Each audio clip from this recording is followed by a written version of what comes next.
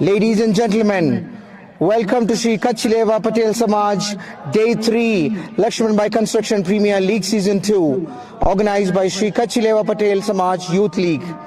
Get ready for thrilling cricket, unmatched sportsmanship and some vibrant community spirit.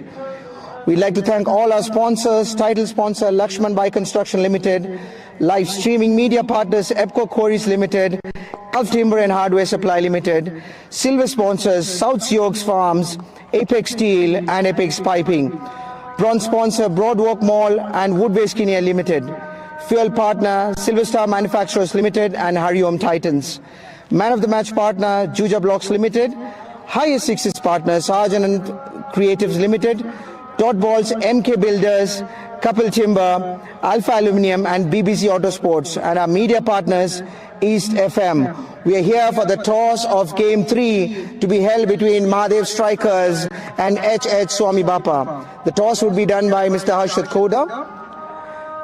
So requesting Mr. Harshad Koda. Oh, we have to do that again. Who will be doing the calling? The captain of SWAMI Bapa to the call. Mr. Harshad, you may. Thank you. Samaj. Call is Samaj. Samaj it is. And the captain of SWAMI Bapa has won the toss. What do you like to do? We like to bat first. The wicket seems a little bit dry and we are targeting to score high runs. And this is a new franchise, a new team. How do you see it as the build-up towards the game progresses? Are you happy with the team? How's the mix of the youngsters and the professionals coming? Let us all play a team, and if they give all the effort, we'll better win. Good luck to you. Thank you. And now we have Chirag Sisodia. Chirag, toss नहीं मिला आपको, but आपका क्या plan था? मैं fielding करने ही वाला था. मेरा प्लान है कि थोड़ा विकेट ड्राई है तो पहले उसको थोड़े 150 में रिस्ट्रिक्ट करके हम मैच जीतने का प्लान करें. चलिए आपके टीम के बारे में जरा बताएं. कैसा है? नया टीम है, नया फ्रेंचाइज है, पहला मैच है, क्या सोच रहे हैं आप? अभी पहला मैच है तो हमारा एक पहला मैच का है कि हम बॉलर्स और बैट्समैन को थोड़ा फ्रीडम देंगे कि आप अपने हिसाब से थोड़ा खेलो. एक दो मैच बाद हम थोड़ा रिस्ट्रिक्ट करेंगे. Chali, anyways, wishing both the teams all the very best. Good luck. Thank you. And that's it from the toss. SWAMI Bapa has won the toss and they've decided to bat first.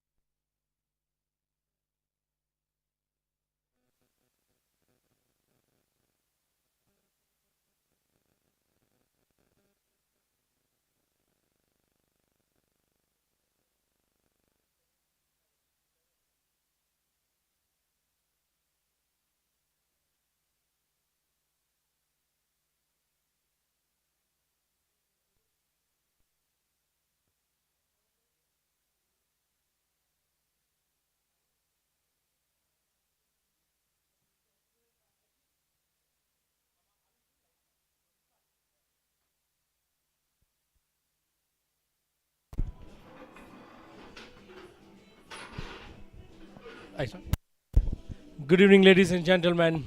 We are live from the Sri Kachileva Patel Samaj. It's match day 3, and it's high packed once again between the HS Swami Bapa and Mahadev strikers. Like you saw earlier on, the HS Swami Bapa won the toss and have elected to bat first. Mahadev strikers captain Chirag Sisodia was quite happy to receive to have been given the option to field first. Joining me in the com box is none other than Prashad. Prashad, you are in the middle for the toss. Tell us what you felt of the pitch. It's the same pitch that we've used in the first 2 days. The decision by the Swami Bapa captain as to their decision on how Bhavesh had no hesitation in choosing to bat first. Slightly different from what we've seen in the first 2 matches. What's your take on it? And welcome to the com box. Thank you, Mitesh. Mitesh, the wicket looked quite good. Very hard, very dry, especially with these weather conditions. I would have expected the captain winning the toss to bowl first, but not to be the case, because I also understand where H.H. Swami Bapa is coming from. They've got a very strong batting lineup. They have the likes of their professional Onkar Jadhav, very solid batsman. Plus they have some other good batsmen also coming in the team. So that could be one of the reasons why the captain was quite excited to bat first. But apparently, as you would have heard, Chirag Sisodia, the losing captain, as he would have also wanted to chase first. How do you see it? Will the pitch behave normal? Do you expect any sudden change in the pitch in terms of it slowing down later on in the innings? Maybe it's perhaps because of the pitch marks, the shoe marks. Do you think it will become more favor of the spinners, slow balls? The spinners definitely would come into play as the game progresses. Because remember, it's a very dry, I can see cracks on the surface. Spinners will come into action, and the Kachileva Patel Samaj wicket has always been supportive of spinners, and more so in the evening conditions. But only thing is, we don't expect any dew. Just like in the first couple of games, there was no dew at all. This actually helped the spinners. Otherwise, with the dew coming in, it could be very difficult to hold the ball, grip it. So it could be a little difficult. But other than that, I don't see much of a change that the wicket is going to change much. It would more or less remain the same as the game progresses. Do you any surprises as to seeing Onkar and the captain Bhavesh walk out to bat first? I spoke to Bhavesh slightly before the toss as to what he felt like in terms of a good score. And everyone has got a conservative approach of saying, putting up 150. Someone needs to go out and break the shackles of 150. We want to see a high-scoring game. Maybe for the entertainment for the crowd that's come in, it's a nice chilly evening at the Samaj grounds. The youth have come, the kids have come, the elderly have come. 10, 9, 8, 7, 6, 5, 4, 3, 2, 1.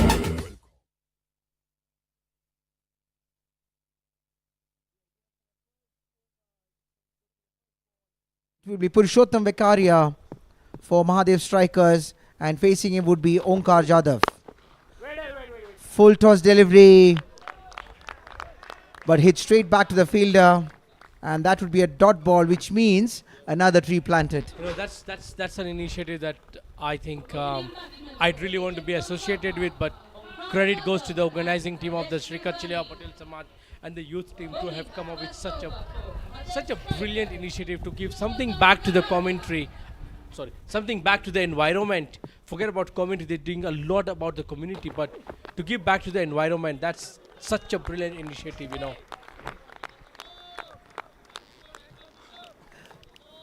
Outswinging delivery outside the off stump. Onkar in 2 minds whether to go for it or to leave it. Eventually decides to leave it. Looks at the umpire, but only in disbelief, as it is not going to be a wide. That's another dot ball. Purushottam, the key bowler for Mahadev strikers, very good bowler, plays for Roraka. And that's a lofted shot, straight to the fielder. Nitin it is. He's a fantastic fielder. He wouldn't miss many, especially such an easy catch of Onkar Jadhav. This is a big blow for Mahadev. For H.H. Swami Bapa, they would have really expected some fireworks of Omkar, but not to be the case. Chira, it was Purushottam Vekaria spoiling the party for Omkar Jadhav. Absolutely, and I think you had a chat with with Chirag after the toss, and he was happy to ball first, and perhaps his bowlers now have delivered to him, And yes, definitely a big blow. I mean, we spoke a lot about what Omkar is capable of doing. This is definitely not the start they expected, especially after electing to bat first. Not at all, and this Mahadev strikers would be very happy with this wicket, the priced wicket of Omkar Jadhav. With that comes in Raj Pankhania, the young dashing batsman of Sikh Union. He plays Super League for Sikh Union. We have seen him from a very young age, good prospect. Recently he went to India, got trained, and he's been really developing well. He's a good young prospect, good batsman, plays some really good shots. So it would be interesting to see how he's going to approach this game, especially you would have not expected to walk in on the second ball, or rather the third one. You had a very long conversation with Nitin before we went for the toss. Was that part of the discussion on how to set Omkar up? It was not. In fact, Nitin has been playing with us for quite some time. In fact, we play from the same club. So he was quite excited to be part of this tournament as an invitational player. And the fact that he'd also rub shoulders with some of the professionals who come in from India, it would also improve his game. So that's exactly what the conversation was. But he would have definitely not expected to get the catch of Omkar Jadhav so early in the innings. Yeah, absolutely. The young Raj coming on to the middle of the pitch, with no score yet added to the some miscommunication there. Almost had the captain sent packing back to the pavilion. There seems to be a bit of mayhem in the middle out there. They need to calm. The captain is there. He needs to calm himself. It's just too early to panic at the moment. They've actually kept their good fielders. This is some good fielding inside the circle. And apparently it was hit straight to Pradeep Jasani, another great fielder. That's edge. That's gone. Will run down to the boundary. And a good way to open the scorings for both team and Raj. Both fielders, they could only look at each other as the ball went past between them. Edged, but I'm sure Raj will take it. And also SWAMI Bappa would take this 4 runs.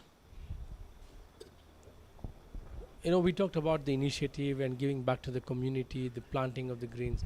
But credit we must also give to the the sponsors who have come out in with big hearts to ensure that the community, all the stakeholders connected to the game we all love, cricket, have such a big spectacle put out here.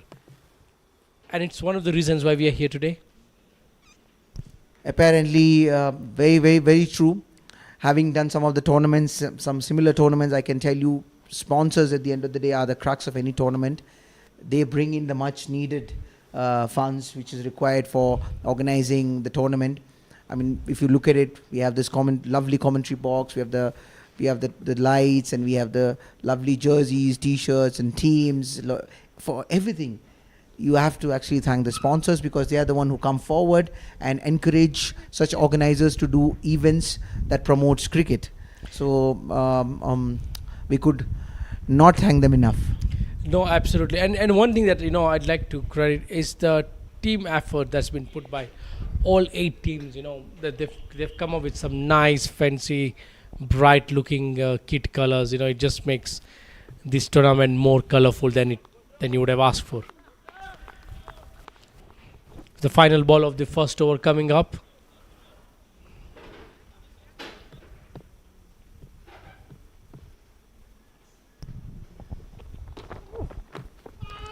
Straying down the leg, we'll wait for the umpire's signal. Umpire signals a wide, and that's 1 extra added. That's 1 run to the total of the batting team. And with that, they will move to 5 runs with 1 delivery remaining in the first over. What's the batsman's approach from here on change, because they've lost a very good... Oh, what a strike there. Brilliantly played there by Raj Pankhania. Lovely looking stroke. It was full as the treatment, and he placing it quite well, slightly wide of the point fielder. He could only watch it sail to the boundary. There was a third man down there, but he could have also not stopped it, and that's 4 runs. Lovely shot from Raj Pankhania.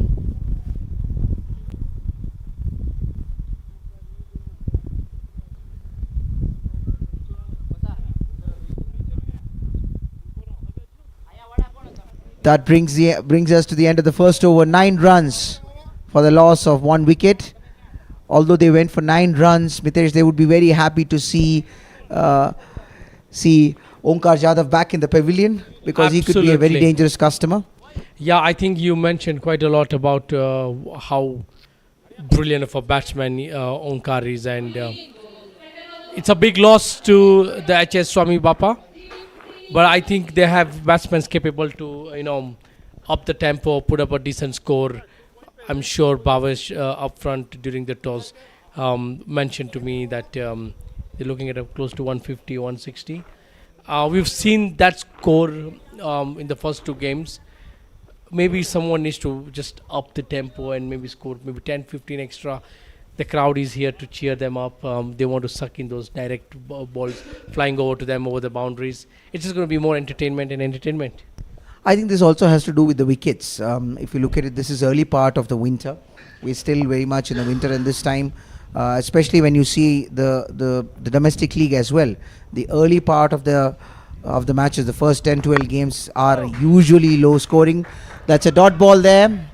1 more tree planted. That's a dot ball of the first ball of Arshdeep Singh Kundi, and he's right on the money. Arshdeep plays for Simba Union. He's a very good young lad. He's generally an in-swinging bowler to the righties. What a bounce. What a brilliant line. Got bounced there. So this one apparently he moved it away. Or rather, there was this extra bit of bounce that surprised the batsman. So to answer your question, so usually when you have the NPCA Cricket League here as well, the first few games, especially the first half of the games, that's another dot ball. The first 10 to 12 games, especially the first, I would say about maybe 8 weeks or so, you would always see low scoring games because of wickets, because they're coming back from the rains. Most of them are working on the wickets, but as and when the summer progresses towards September, October, then you see really high scoring games. I think I can't disagree with you there. Kundi bowling brilliantly. Just a bit of a surprise footwork by Bhavesh there. Lack of footwork in the earlier deliveries. He was sort of moving away from the ball. So this is exactly what I was talking. Coming in, angled into the righty, and a little bit of extra swing for him. Almost yorked the batsman. Bhavesh, the captain, on strike. He would be trying to let loose after 4 dot balls. A big swing, but only finds the fielder. And that's another dot ball. 5 dot balls already in this over. Arshdeep Singh right on the money for the captain. Chirag is going to be very happy with the way his opening bowlers have taken the attack to the opposition.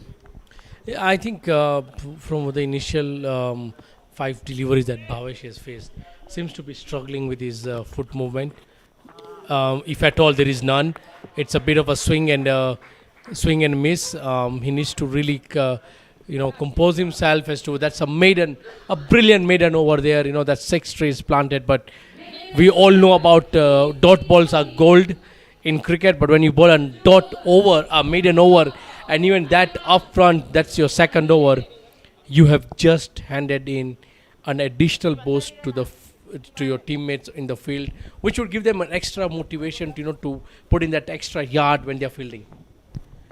And is this also the first maiden of this tournament? No, we had one. We have already had a maiden wicket.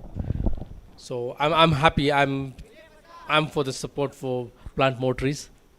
Absolutely, we need the green initiative, a lot of trees, and that's a great initiative also done by the Kachileva Patel Samaj Youth League, the organizers of this tournament. They're doing a fantastic job. This is the second season, and they've brought in a lot of new additions to the second season, and it's a very vibrant and flamboyant group of youngsters who want to give something to the game. That's it. He's nicked that. Yes. Purushottam back, and he's picked up the second wicket. Raj Pankhania making the long dreaded walk back to the pavilion. The Mahadev strikers are rapidly striking to the top order of the opposition SWAMI Bapa spots. In fact, this is exactly what I'm saying. Purushottam can be a very difficult customer, especially during the early overs. He gets a late swing and cramps the batsman, and he just nicks it, and the wicketkeeper makes no mistake about it. It's an easy regulation catch. Second wicket for Purushottam Vekaria, and he makes sure that he gets the wicket for his captain.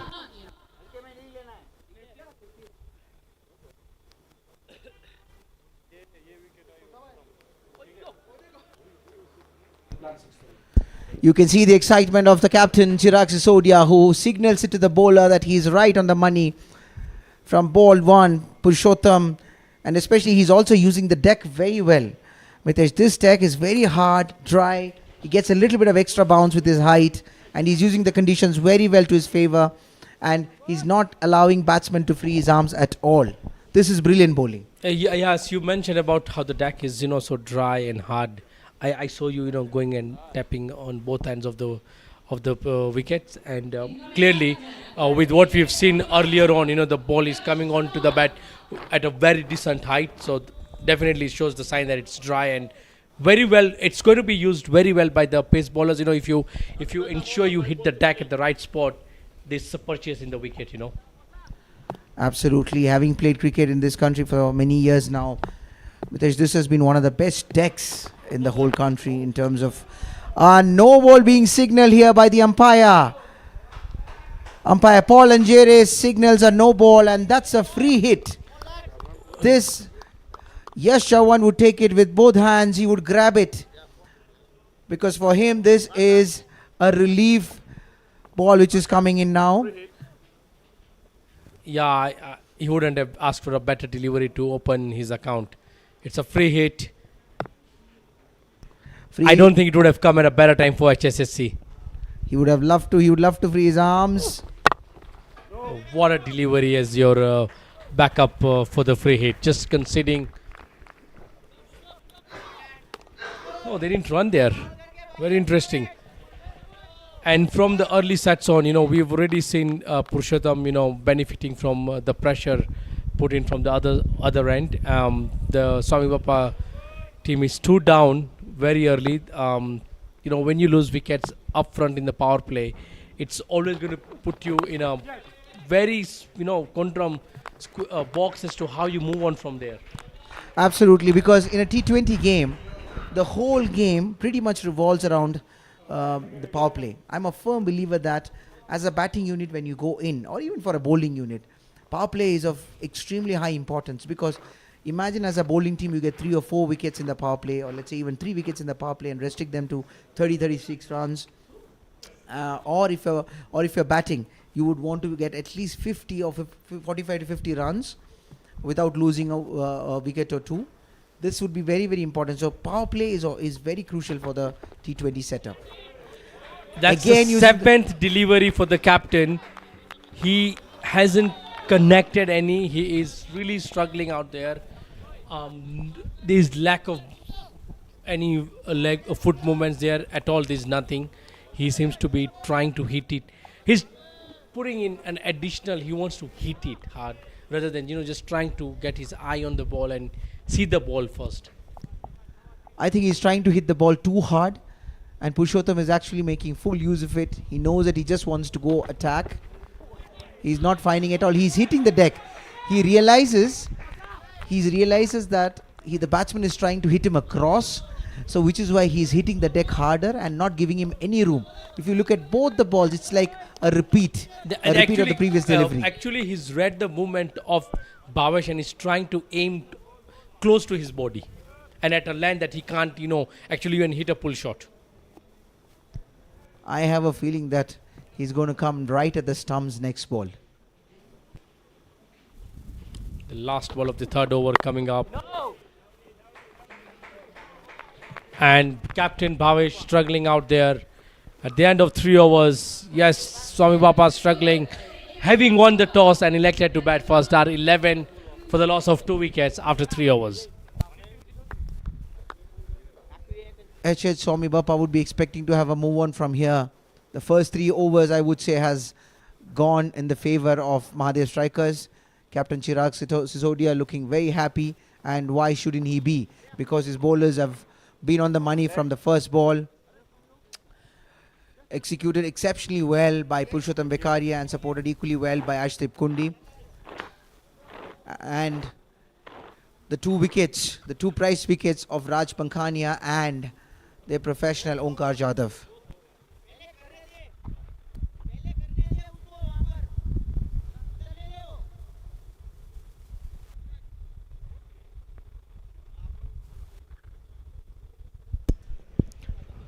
Ashdip with a brilliant first over where he didn't concede any. Planted 6 trees for the environment. Coming back with his second. Pressure on the batsmen. No. Brilliant ball there. Well fielded. This is what early wickets give you. The bowlers have an extra spring on their feet. They're going to save that single. And you can see that even the point fielders now seem to be like 2 yards closer to the batsman. And the point fielder has been brilliant. He's made already some couple of good stops. And I see he's putting his body behind the line. He's trying to stop every ball that's coming his way. Full delivery, hit straight down the ground, but the fielder stops it. Good fielding again from Pankaj. Make sure that this is only a single score here. 1 more run added to the total of the batting team. How does Bhavesh now approach? He's not yet opened his account. He's faced 9 deliveries. I think he's trying to hit the ball too hard. He just need to allow the ball to come to his bat. And he's been trying to completely target the mid-wicket and cow corner. Yeah. This is the first time he tries to hit it towards the covers, gets an edge, but the third man cuts it. That's another single. Too early to call, perhaps, but what did you make of the decision to bat first? As I told you, I would have, if I was a captain, I would have bowled first as well. And as Chirag Sisodia was already mentioning, this wicket definitely has something. Early stages, it gets a bit of a swing, and early wickets can put pressure. Nitin attacking the stumps, but yeah, equally good run stolen by Yash Chavan and Bhavesh Irani. And this is exactly what they need to do. They need to allow themselves to at least get a single, if not a boundary, get the scoreboard ticking, avoid dot balls, which will add more pressure to the team. Yeah, I've always believed, as much as you would struggle to find the regular boundaries, just make sure that, your scoreboard is ticking. And that should be a welcome relief for Bhavesh. He's able to find the middle of the bat now. But yeah, scoreboard pressure is always going to count. You need to make sure that you rotate your strike.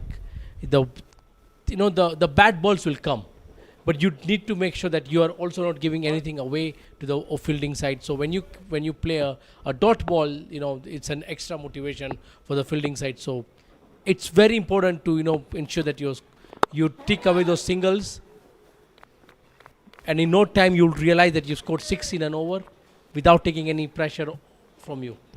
Absolutely, and that's yet another dot ball. At the end of 4 overs, H.H. Swami Bapa moves to 15 runs for the loss of 2 wickets. First 4 overs have been very consistent and they've been very tidy, the bowlers, not allowing the batsmen to free their arms, no rooms offered. And I'm extremely impressed with the way Purushottam has used the conditions.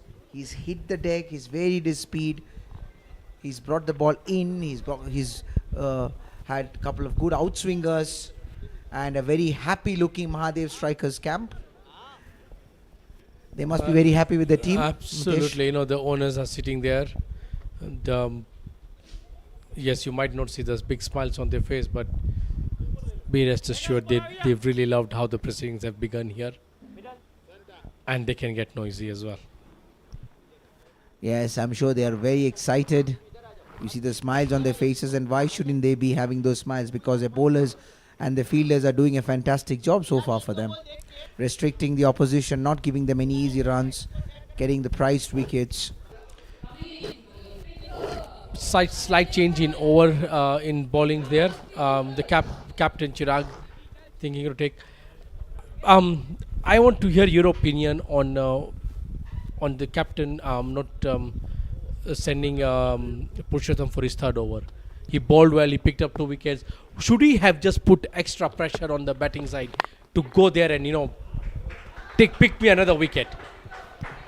Big swing there, gets an edge, but it goes past the slip and gets him 4 much needed runs. Again, it was a wild swing. He was not there near the ball, but at the end of the day, he gets 4 important runs for his team.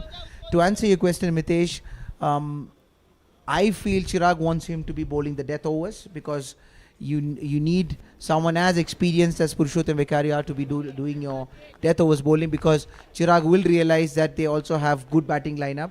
H.S. Swami Bappa, they have more batsmen to come in, and he would need the services of Purushottam Vekaria towards the end of the innings. That could be the reason that he went for a change. Quick run stolen in between by Pavesh and Yash Chavan, but I must give it to them. Their running between the wickets have been very good. They are calling well, and they are actually using every opportunity to steal a single. So I'd slightly disagree with what you said earlier on. Look, the Swami Bappa team is already under pressure. They've only scored 20 runs of 4 overs, having lost their top player. And losing 2 wickets, in the power play already puts you in pressure. It could have just ended up throwing that third over to Purushottam just to see, can you pick me 1 wicket, and then you don't have to really worry about, the death overs, because by the time you reach there, you're already onto their tail end. It's one way of piling pressure to the opposition, and especially when they're not scoring. They found scoring difficult. To add on, I also feel it's also because Chirag Sisodia is an invitational player coming from India. He knows Yash Chavan is very important. Yash Chavan is a lefty batsman, so he came himself as a right-arm off spinner, trying to get the wicket of Yash Chavan, because he knows if he could get a Yash Chavan here, then you're going to really put a lot of pressure on the batting team. Yes, I think the Mahadev strikers, have pretty much covered all the angles in the field so far. They've been brilliant in the field, taken their catches. The bowling has been top notch.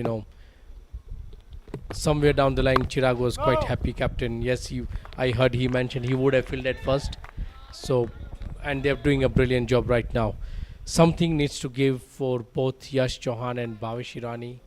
They've consumed enough deliveries. I think by now they should have understood what the pitch is behaving like.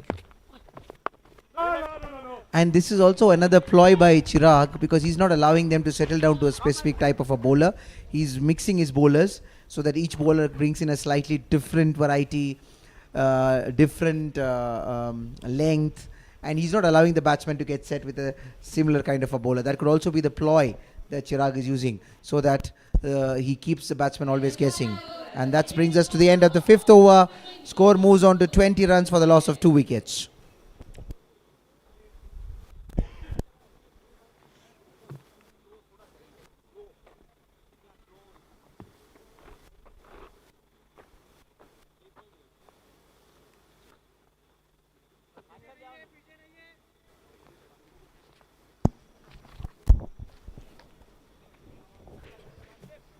Ashtip Kunde will bowl his third over. good decision to continue with your bowler, with Arshdeep Kundi. Try and, pick a wicket.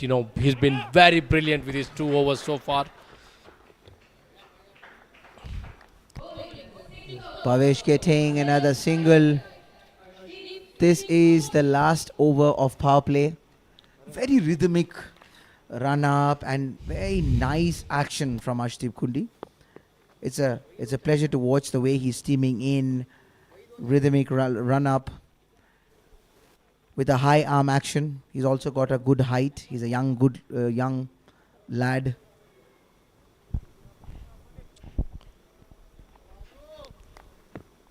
He's got a very nice, smooth run up. Played down the ground. Slight misfield. Will allow them to take the single.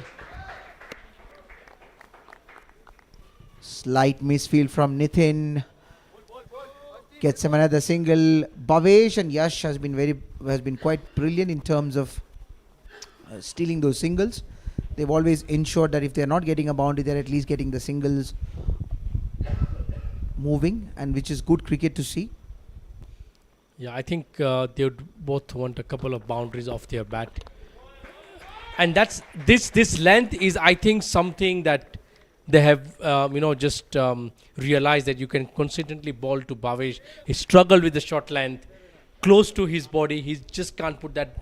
And there you see he's moving away from the ball.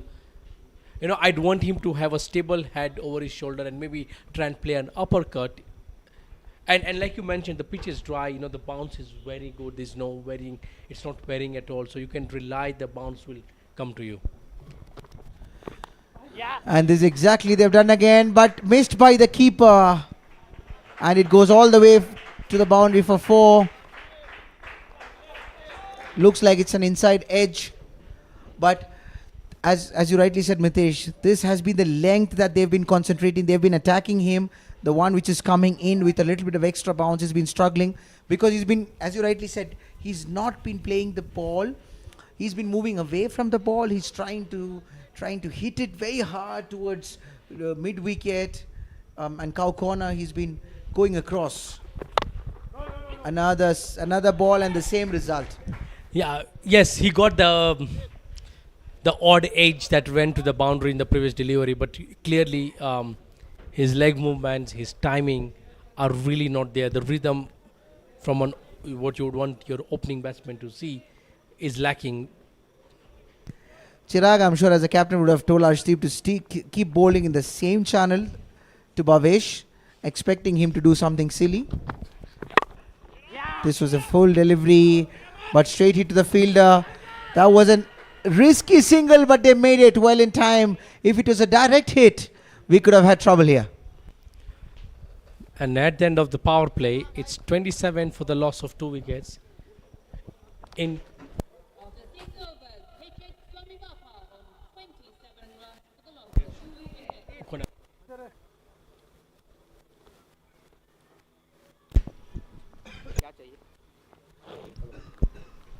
So I'd like to welcome Vishal Bojani to the commentary box. Welcome, Vishal. Game 3, day 3 of the Sri Kachileva Patel Samaj LAXMANBHAI Construction Premier League Season 2. Game between MAHADEV strikers and SWAMI Bappa. SWAMI Bappa winning the toss and deciding to bat first. How do you see the power play turning out? First of all, thank you, Prasad. I think the power play is a bit down for SWAMI Bappa as usual. They have the 2 players not coming in, Donil Patel and Sachin Gill, where Sachin Gill presenting the national team for the ongoing games in Uganda. So each and every team at the start will have those issues of players that are representing in national team. Will obviously have their tough times, but not just because of them. The team shouldn't be kneeling them down, just proceeding and giving them all the best as usual. So the Viraj Deepak Yadav coming in to bowl the 7th over, a leg spinner.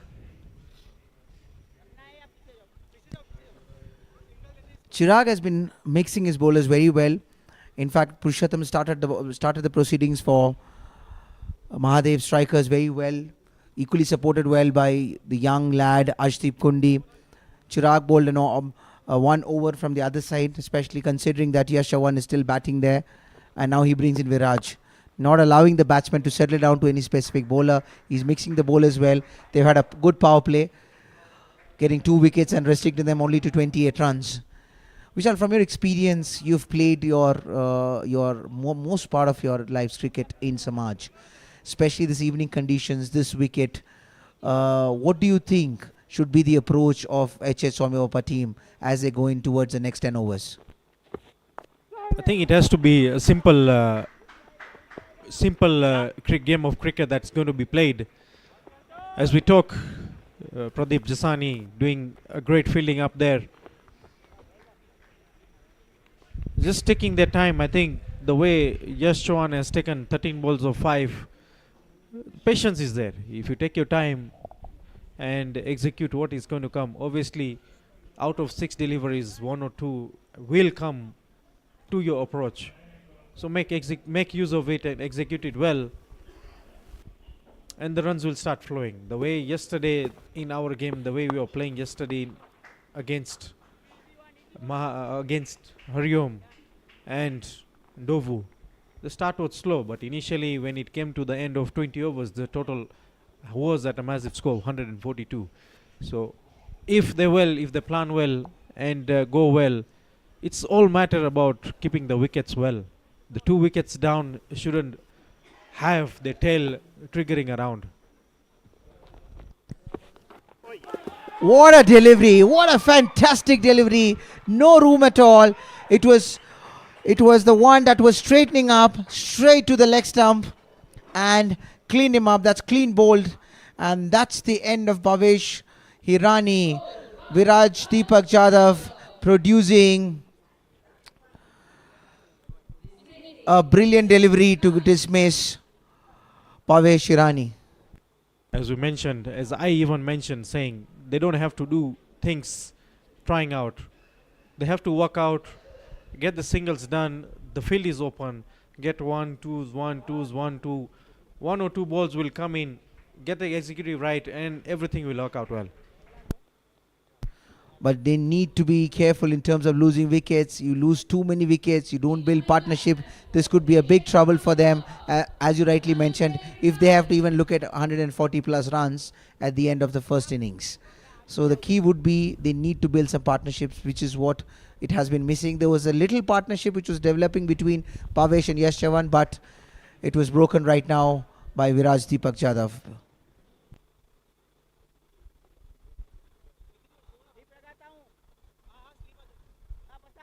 The SWAMI Bapa being a young team and only 2 or 3 experience would still have a bit of an issue, as I mentioned earlier on, but it shouldn't trigger the full tail of the players that are in there. I think it's a young opportunity to the players who are out there.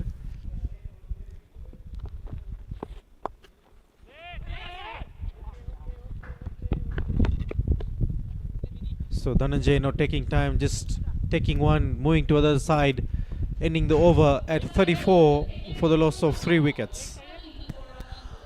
And also I'd like to ask you, Vishal, we play a lot of our cricket here in the morning, especially day cricket. So do you think that also plays a role, especially when you are approaching the night cricket? Not really. With the conditions, a few days conditions will be the outfield will have a lot of dew, which is going to be an issue to the bowlers gripping the ball well. And at times the wicket also catching a bit of moisture, bringing the ball a bit faster to the batsman. It's rather than doing, that's what I said, that it's better you take your time, run the wicket and play it well, not trying much of it. So Chirag Sisodia bowling his second over. But in the first couple of games, we have not seen any dew in the surface, right? So it was equally the same sort of a situation for both the teams batting first and the second as well. But are we expecting any dew as the game progresses? As as the past we played, even last year we played the Intergam T10 with the conditions being depending on how the weather is from the morning. If the sun is rising very high, temperatures are high at night, you will expect the dew coming in. But with the cold season at this stage, it's very rare for you to get the conditions in a dew factor. But the cold breeze is always there. So at times, a benefit to a pace bowler might come in place. Otherwise, if not, then the benefit always goes to the batsman end of the day. Precisely, and we've actually seen in the first two games as well, especially the fast bowlers have really been effective, especially during the power play. We saw a brilliant spell from Raj Budia during the first game, where he really got 3 wickets. Unfortunately, while they were batting second, they lost a lot of wickets. Otherwise, they could have actually won the game, that one. But even in the second game yesterday, you would have realized that in the power play, the fast bowlers are the ones who are getting wickets. And I think the conditions and the night conditions and the way they are using the new ball, I think that is working out very well for the fast bowlers. That is what I said, that the fact is that the wicket might come in, play well when the pace bowlers are being bowling. The ball will come a bit quicker to you rather than being a slow, and then the surface has been very hard. So it's obvious making the use of the seam will always give you a good swing, plus the ball coming in a bit quicker to you. Another one here. That's clean bowled again. This time it is the young batsman Dhananjay who will have to take a long walk back to the pavilion. Second wicket for the captain Chirag Sisodia. He's been mixing his bowlers very well. After the initial flurry from the fast bowlers, he brought the spinners on, and while Viraj got 1 wicket, now he brings it another wicket. This is not good for H.H. Swami Bapa. They are losing wickets in a flurry, and this is definitely not good for them. Flighted delivery. It's a stock ball, turns, bounds, and gets the bails. Sir, do you note something about Chirag and Viraj bowling from other ends? Viraj is skidding the ball from other end side, and if you notice, there is no turn for Viraj at this stage. The way Chirag is bowling a flighted delivery, it's turning away. So if you slow it down, it's going to turn. Absolutely, and important is even Viraj on the other side, he's been mixing it up. And again, that's something that you always see from a finger spinner. Finger spinner, you are much more easy to control than you have the wrist spinners. You always know there's a full toss ball coming, there's a short ball coming for a wrist spinner. And he has a slider. In fact, it was the slider that got the quicker one that got Bhavesh bowled.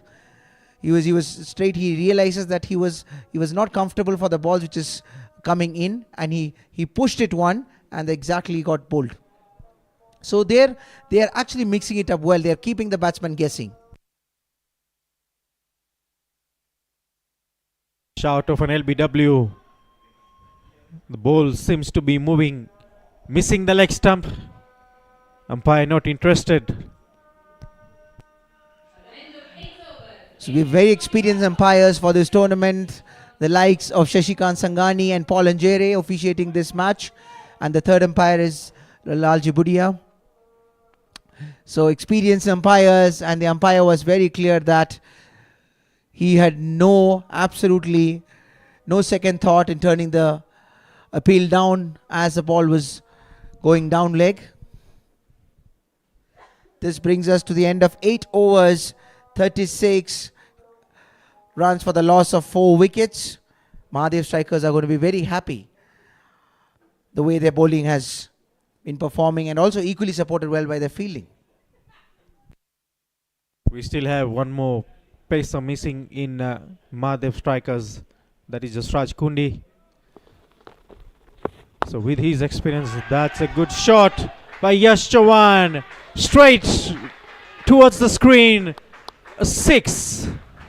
A brilliant shot from Yash Chavan Flighted delivery, realizes an opportunity to go up and goes straight past the bowler, the best place in the house to hit, and it sails all the way for a beautiful sixer, the first six of the match from Yash Chavan.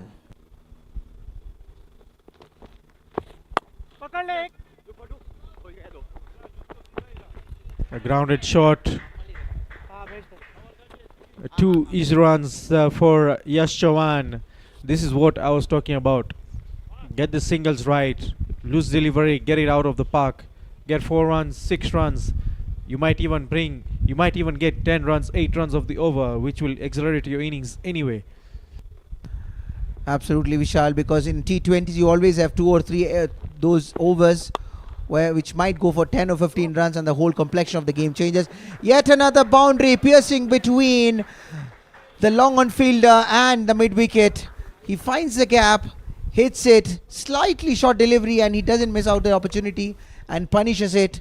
Gets 4 runs, much needed 4 runs for his team. Just rolling back, judging the shot ball really early. Mid wicket was easy for him to go.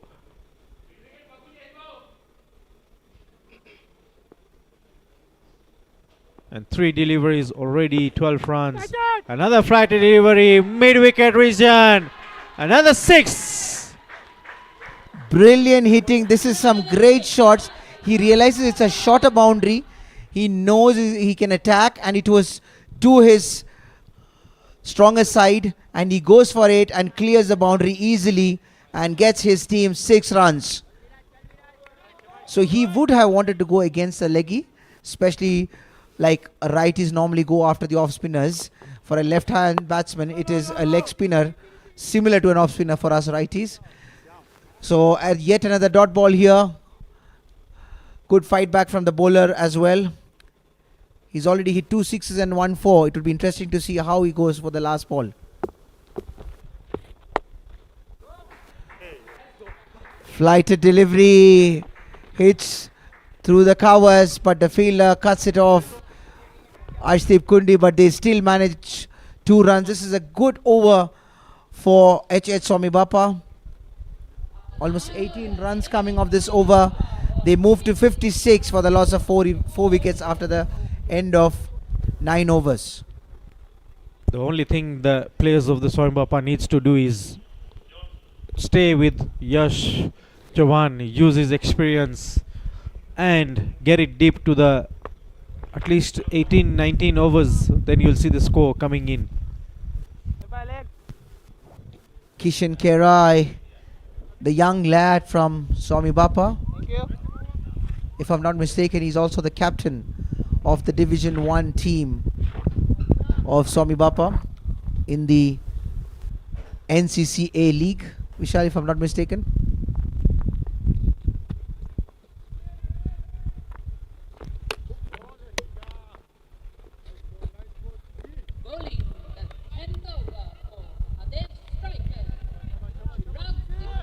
So Chirag Sisodia coming to bowl his 3rd over.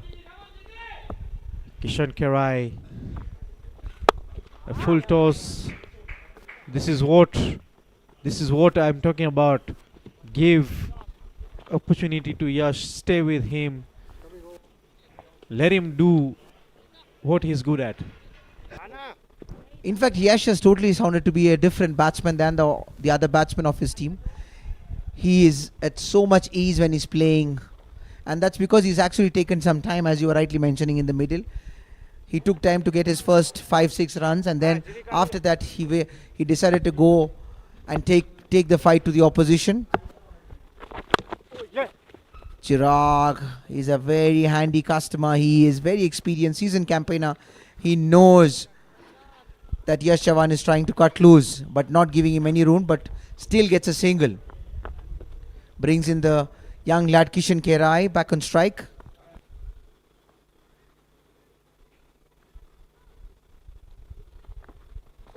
Wait.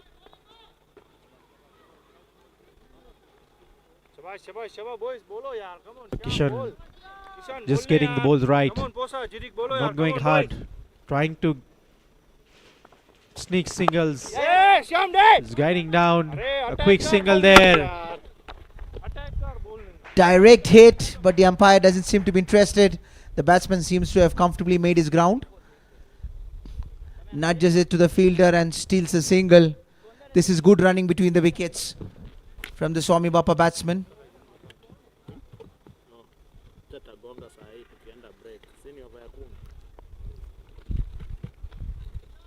Making some adjustments in the field for Yash Chavan.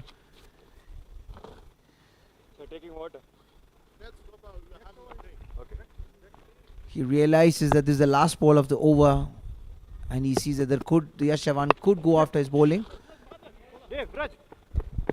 Yet another single stolen by Yash. What is interesting to see, Vishal, is the running between the wickets. Even earlier between Bhavesh and Yash, and now it's between Yash and Kishan. They have not left any opportunity to steal a quick single. I think when you start giving out the rotations, start giving out singles, this is the way to move on. The way Mahadev strikers have been rotating, keeping up with the wickets, this is what it has to come in. So we'll have a bit of a break.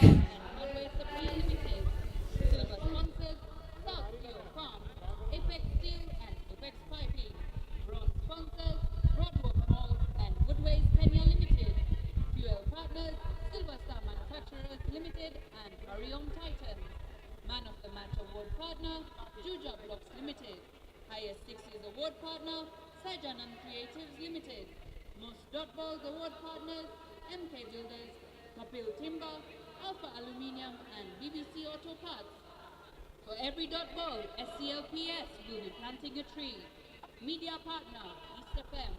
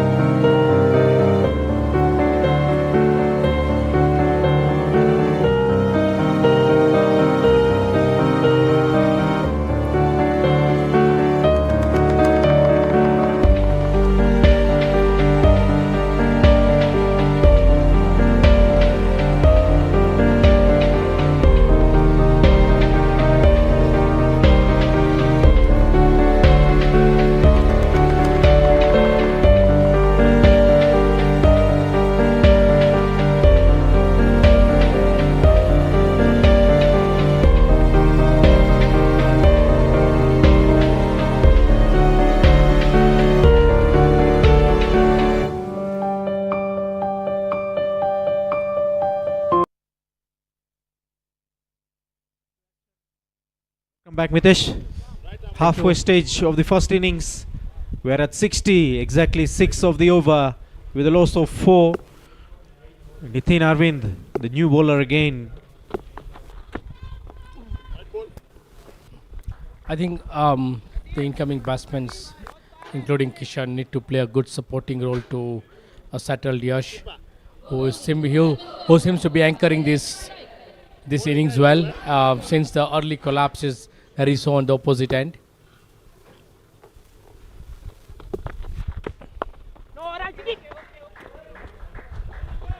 So the way the quick singles are coming in, I think Yash and Kishan have a positive role to play in this game. Rather than putting the good balls in the dot place, they need to go in, take a single, get back to the other side, give another person a strike, lose balls, go away with it full on. Yeah, absolutely. I mean, if you ensure that your scoreboard is ticking, the bad deliveries will come by, and that's when you want to capitalize on most of that. Well played down the ground for a single, and this is what you mentioned. When you continuously play a single if you just get singles every ball, when you look up at the scoreboard, you've already scored 6 without taking any risks. And at the moment, I think no risk is pretty much the word that must have been discussed in the Swami Baba camp.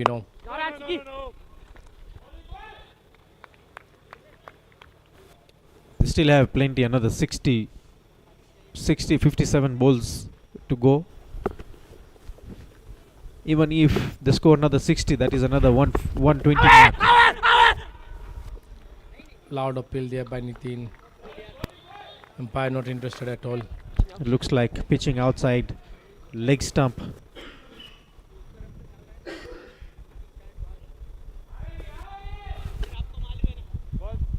Yeah, Yash has shown good composure in the middle.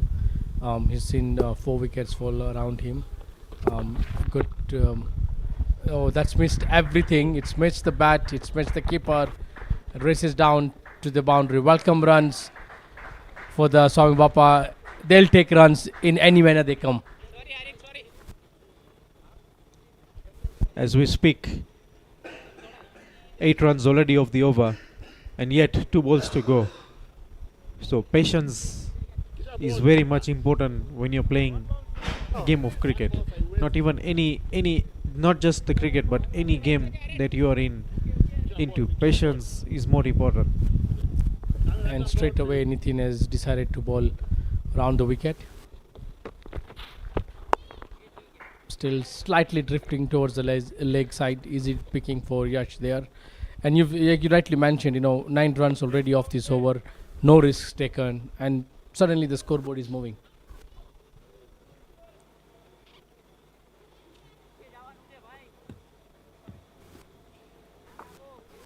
Absolutely. With this surface, at least the team batting 140 has to be on the board. At the end of the 11th over, the scores are 69 runs for the loss of 4 wickets. Kishan Kirai and Yash Chauhan in the middle for the Swami Bapa. After 11 overs, HH Swami Bapa on 69 runs for the loss of 4 wickets.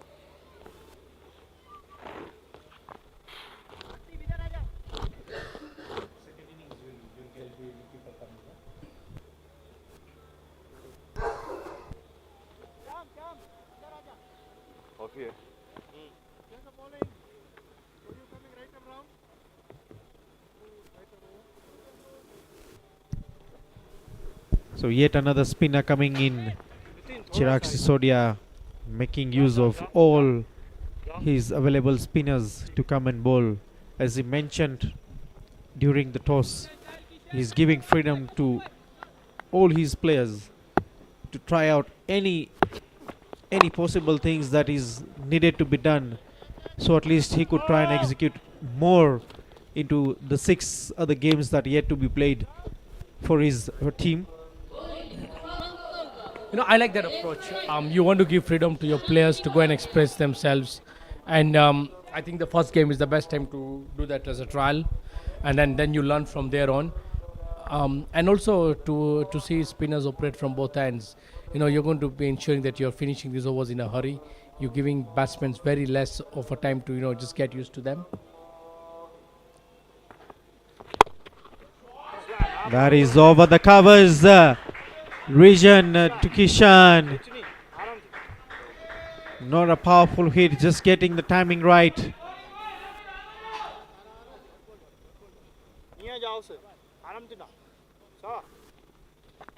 What do you make of the pitch? We've seen this today is being the 3rd day on the same track. Do you think it will slow down?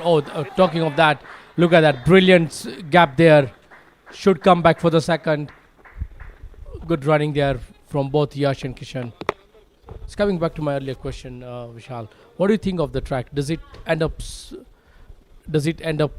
playing in a different manner because this is the same pitch that has been played for the third day in a row. How we earlier on when the pacers were bowling, it was reliable bounce there, lofted shot there, one bounce over the boundary, brilliant picking runs there by Kishan to Kishan. It's all happening right out here at the Sri Kachileva Patel Samaj grounds.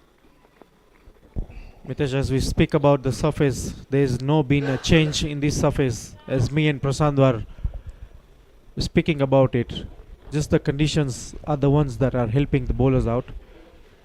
The ball is coming more to you rather than stopping it. So the balls are skidding around. The paces are enjoying to bowl on the surface. Like the way Kishan is bowling, I don't see any turn in the surface. But when Chirag was bowling, he's bowling the flighted delivery, a slower delivery, the balls are turning. You mentioned flighted delivery, slow delivery. How much of an importance is varying your delivery in a T20? Because it's very short. You have 4 over spell per bowler. A lot of it goes to how you vary your pace. I think it's very much important to use a variation, because the mindset of the batsman is we are playing a T20, let's go hard, let's score runs. But in between having those intentions, you might give up the ball delivery that have been bowled slow. Maybe you're going for a hard hit and not clearing, and you might have a chance of getting someone out in that particular area. From where we are at right now, projected score we see is at 132 runs. When do you think either Kishan or Yash to step on the paddle? Do they wait till, say, the start of the 15th over? As we talk, last 2 overs, you already got to 20 runs. Yeah. So the way they are going, I think they have to be not going hard, not planning to get 12, 13 runs of the over, execute the wrong deliveries well, move on. After, if the wickets are in hand, you'll obviously have a high chance of you having confidence to go for the ball. You correctly mentioned. I think the wicket column initially put the Swami Bapa team on the back foot, losing early wickets. But yes, like you rightly mentioned, if you have wickets in hand towards the end of the inning, you have that extra boost to go after every delivery then. Correct. So it's not easy. It's not easy when you have the wickets not in hand. It's obvious, if you're playing 20 overs, you have to play 20 overs full. No. It is a good way to finish the overs well, get some runs. Importantly, 5-10 runs could also help you in defending the total. So far, brilliant over by Nitin there. 3 very good line ball there. Cut away. There's still another dot. Dot balls are gold in T20. How much of pressure is going on right now to the batting side? Especially when you're in the 13th over. A dot ball in the 13th over for a batsman is a pressure building situation at this stage for the batsman. 5 dots. Something needs to give here. Kishan needs to see how to convert one of these. Oh, that's the pressure you're talking of. There was no single there. That's the pressure that's given. Kishan making the dreaded walk back to the pavilion. A risk-taking run there from Kishan and Yash Chavan. And at end of the 13th over, Nitin Narwin bowling a maiden, covering his previous over runs. End of 13 overs, HH Swami Bapa on 79 runs for the loss of 5 wickets.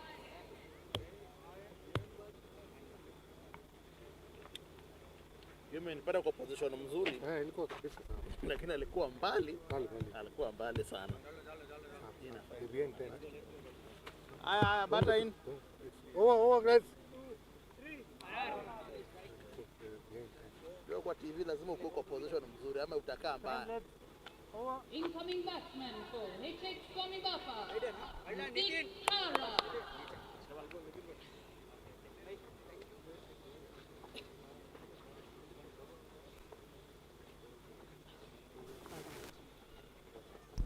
So Ritik Kara, another youngster coming in to face Viraj, the 14th over being bowled by him. Vishal, we've had 2 maidens bowled by the MAHADEV strikers in this innings, and one was the previous over, picking up that wicket. And we mentioned about it, the dot balls were creating pressure, and we saw that, he's trying to, Kishan was trying to hit it hard to get that rod, because mentally it does end up affecting your batting. To me, even 3 dots, first 3 dots maybe you face, might even give you a pressure. Because T20, as usual, I said, nothing to do with dot balls. Pressure creating situation. Just take your run, go to the other side, relax there, let the other batsman come in, give you another one. That is how the momentum will start building in. Because when you rightly mentioned, when you play 4-5 dot balls in a row, you already put yourself into a back foot, and you're already thinking of perhaps going for that glory shot, and like what we just saw, you end up losing a wicket. Is what Kishan did to try and avoid a maiden over. He tried to take a single, get Yash Chauhan on strike, but unfortunately, a fielding there, quick fielding, a hit direct bullseye, and you go out of it. That is what I'm talking about, the pressure situation that comes in. And if you don't hold back that pressure, you might do something unnecessarily, and it might even damage your intention towards the game as well. Rightly said. So, what do you think would be a decent score for the Swami Bapa to put up to ensure that they give something to their bowlers? As I mentioned earlier, 140 at least has to be on the board. And for that 140, quite a lot of it depends on the fact that Yash Chauhan is right in the middle. He's playing a very good anchoring role. He needs one partner to stick with him till the end of the innings. He has to bat through alongside with Ritik Kara. Even Ritik can bat and can also score runs. So it is what his mindset is all about, and how to go about it with Yash Chauhan. A full toss towards the covers. What a shot. What a timing there. And it just seems like Swami Bapa are relying quite a lot on Yash right now. He's pulling this team out of trouble to ensure they put up a good, decent score. As I was discussing the same with Prashant, they still have 2 more players who have not come down. One is Dhonil Patel, who's not flown in from India because of his inconvenience issues. Sachin Gill representing the national team at this stage in Uganda. So if those 2 players come in, automatically the team building up becomes more stronger than the way we are looking at this situation. Yes, there's a big country. I mean, we all know the Kenyan national team is in Uganda right now on national duty. A lot of teams are waiting for the return of these national players. I believe they're coming back on the 27th. I think they are flying after 27th. I think they have their last game in the morning on 27th, if I'm not wrong.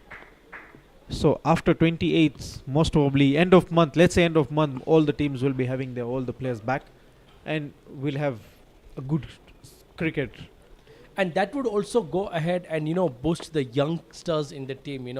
They'll have someone to look up to, someone, the experienced players that will be coming in, they're able to,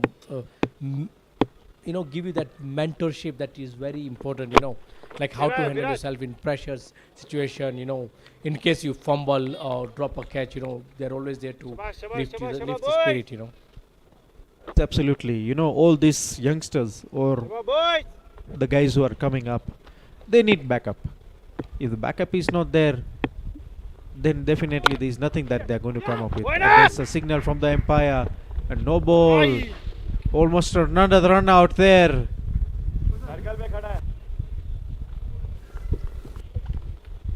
Opportunity for Yash to take advantage of that free hit.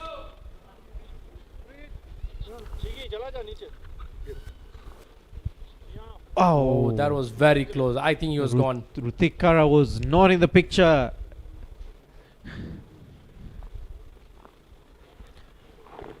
As we speak, Viraj Deepak has been expensive in his spell.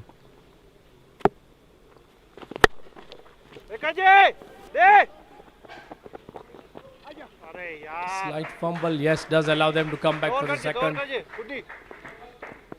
As we talk about Viraj, he's given 3 overs, 39 runs.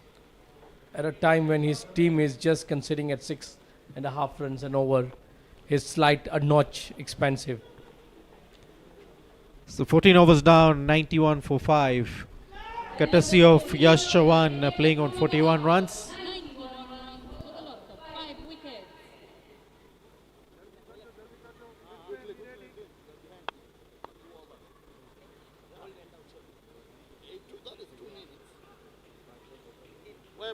Bola ready, bola ready.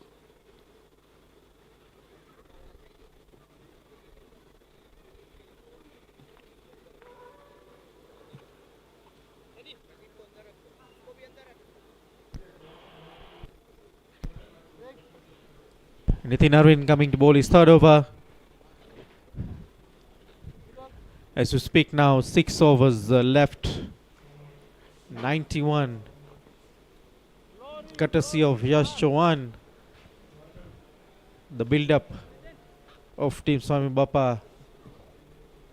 Coming back to bowl the 15th over. For MAHADEV strikers, Nitin Arvind.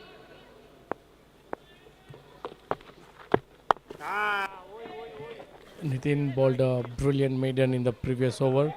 Started on a very good line there, not giving any room to the batsman. Oh yes, the dot balls has given him his first wicket of the evening.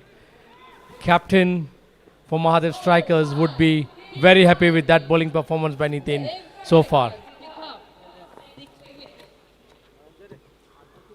Playing across the line.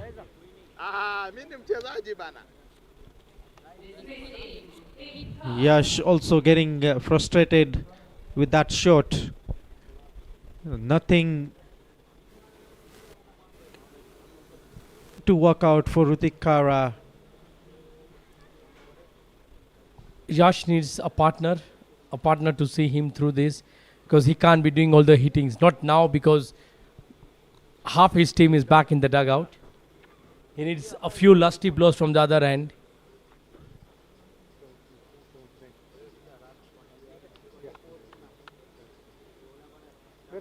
But with his experience, Yash Chauhan should not be having another pressure on it. With Krishil Patel, just few months ago, Krishil Patel represented the Kenya under-19 in Nigeria. So he should also be getting the back foot on, staying there with Yash. At least try and get to 130 runs from here. Yeah, I think that's the list that the Swami Bappa team would want from here on. They have enough of overs to go. So even if they go at the current rate, should not be an issue. But what's concerning to them, oh goodness, talking about that, Nitin has picked up 2 in 2. And that's a big setback for the Swami Bappa team. So the ball drifting in to Krishil Patel, going hard towards the ball, not getting any line to the ball, just between the pad and the bat.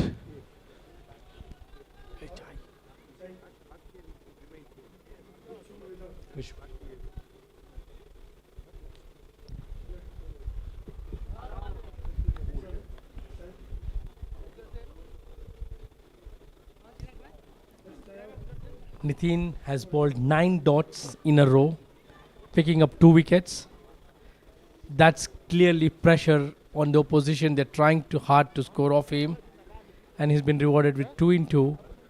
For the second time in 3 days, we are seeing a hat-trick ball coming up. Hopefully Nitin gets the opener of the hat-trick of this season. There would be a good sign, and the way he's bowling, the chances are very high of him getting a hat-trick. As I mentioned, Mitesh, any flighted delivery is stunning. The way Nitin is bowling, this thing is turning around. Almost getting a wicket up there. Another flighted delivery inside edge. Ball running away. So just 2 runs taken there. You know, before the toss, there was a big chat between our co-commentator Prashad and Nitin. Nitin had a catch caught earlier on. He's now bowled a brilliant spell. You know, he's picked up 2 wickets. He bowled a maiden in his second over, and he's following up with some good dot balls here.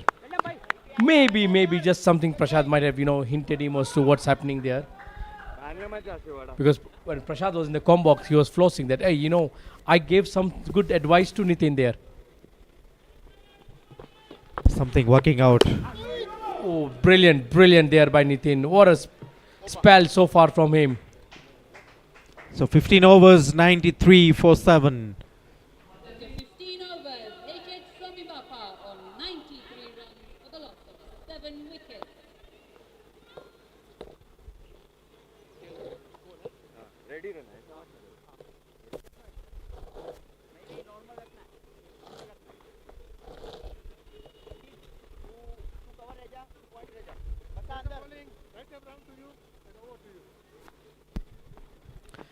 Captain Chirag coming to bowl his final over of the spell. Picking up 1 wicket, considering just 11 runs. A happy captain so far. Happy with his bowling unit, happy with his own bowling performance.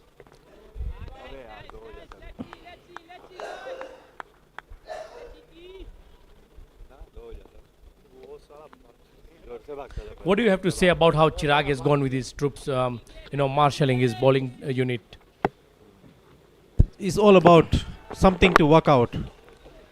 First game, not trying much to do. Get you something right. Anything that works out is a benefit to him throughout the tournament. Maybe somewhere something, as Chirag comes from abroad,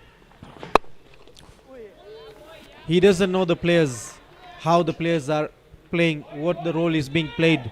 He's taking at least a game to try and execute of what the players are in his team and what they are trying to do.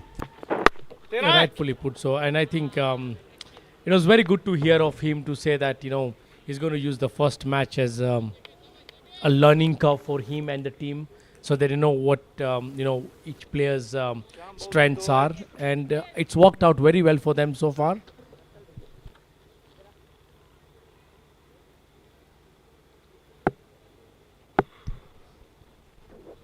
Four dots.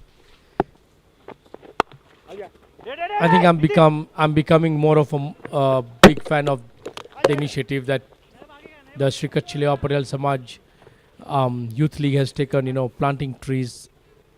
I don't want to do the analysis of how many dot balls this inning have had, and just so far close to 16 overs. I know 2 maidens already, and this could be perhaps the match of the 3 with the highest dot balls per inning. I think should be another difficult analysis to do when giving out the dot ball initiative to a bowler who has bowled no dot ball. He's What a getting the ball edge of there. the bat. Look at that, what ball. He's finished his spell, brilliant spell, picking up 1 wicket and just conceding 12 runs. 94 runs for the loss of 7. So as we talk about the initiatives, as Kachileva, they have so many initiatives that are still ongoing. As we we have the Sri Kachileva Patel Samaj Charitable Trust, who usually do each and every activity as they go on. Just a few months back, they did a free medical camp here in our Sri Kachileva Patel Samaj Nairobi West Clinic. That do a lot of treatment to the needies, free treatment to the guys who walk in during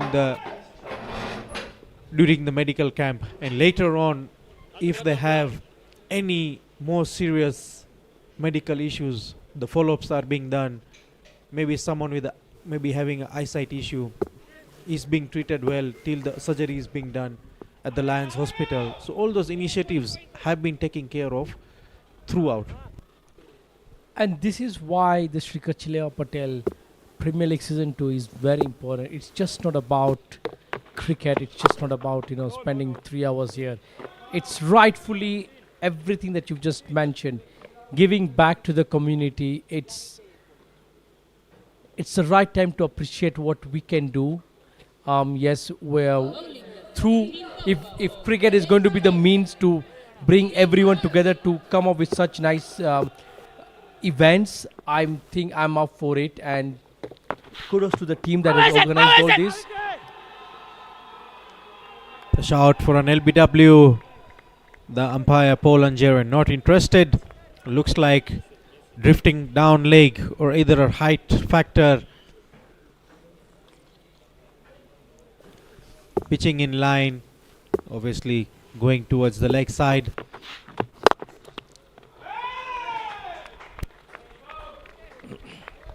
Three dots. He's really balled. Nitin once again sticking to his line.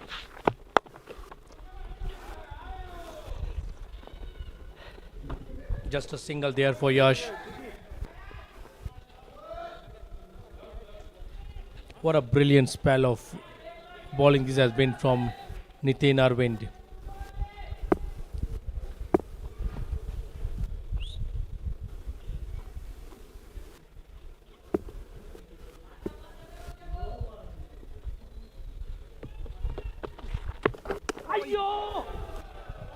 Wow, what a jam of a delivery there.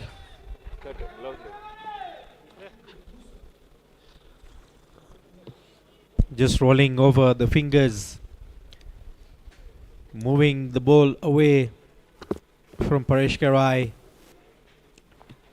This is what Nitin Arvind is good about. So 17 down and 95 for 7. A good spell there from Nitin Arvind. Just giving out 12 runs. And mind you, the first over went for 9 runs, Mitesh. 95 runs for the loss of 7 wickets.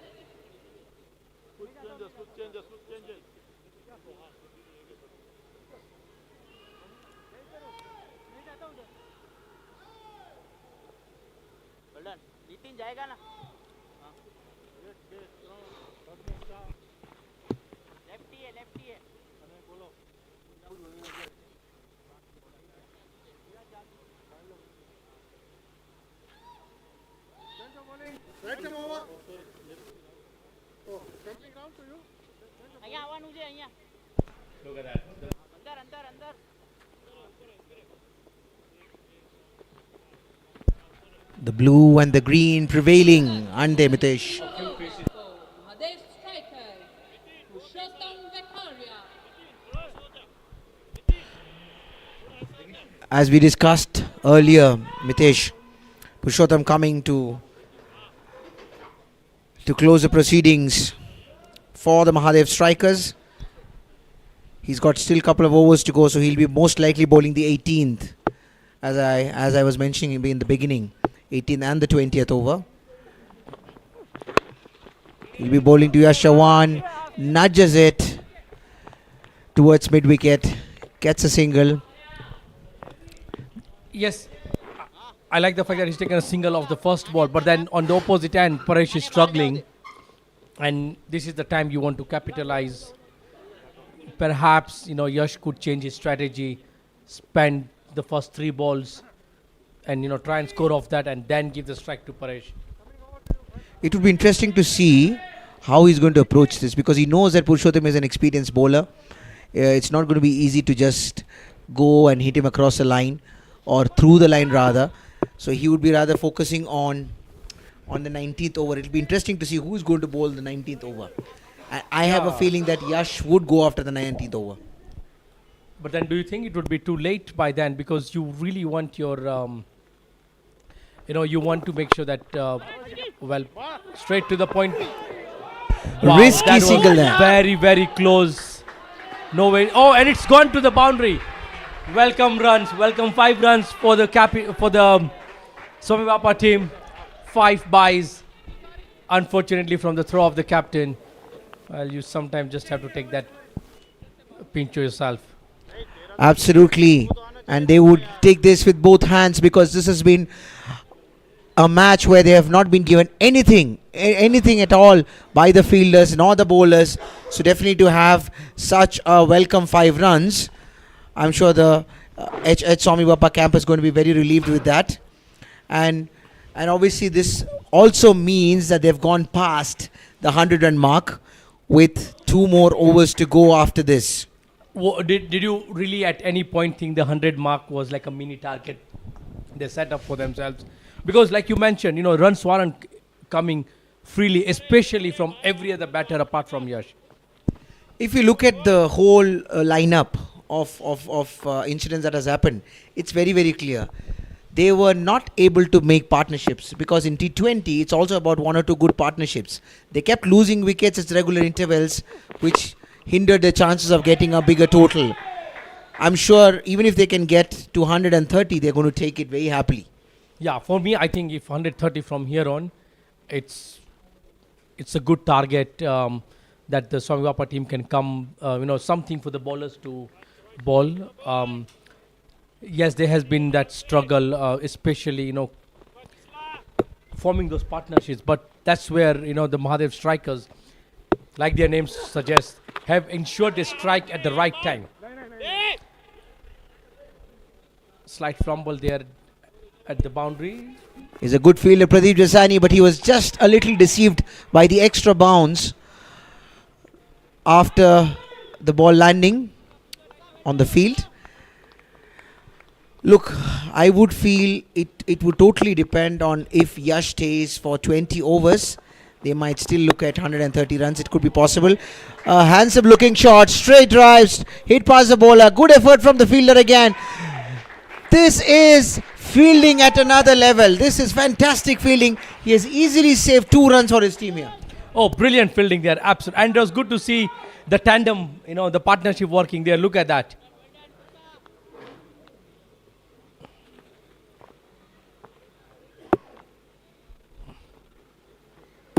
Well fielded there, saving 2 for his team. I think Purushottam got a hand to that. 9 of the over, 2 to go.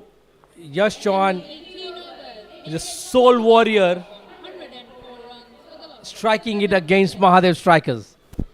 Absolutely, he's actually fought like a lonely warrior here. But it would be interesting how he finishes, because this over is going to be very crucial, because remember Purushottam has 1 more over to go, so he's most likely going to come and bowl the 20th over as well. So I have a feeling Yash Chauhan is going to let loose this over. I think so. You need to capitalize on the penultimate over. A couple of boundaries in this over to Arshdeep, who has bowled brilliantly. He's just considered 11 of his 3 overs.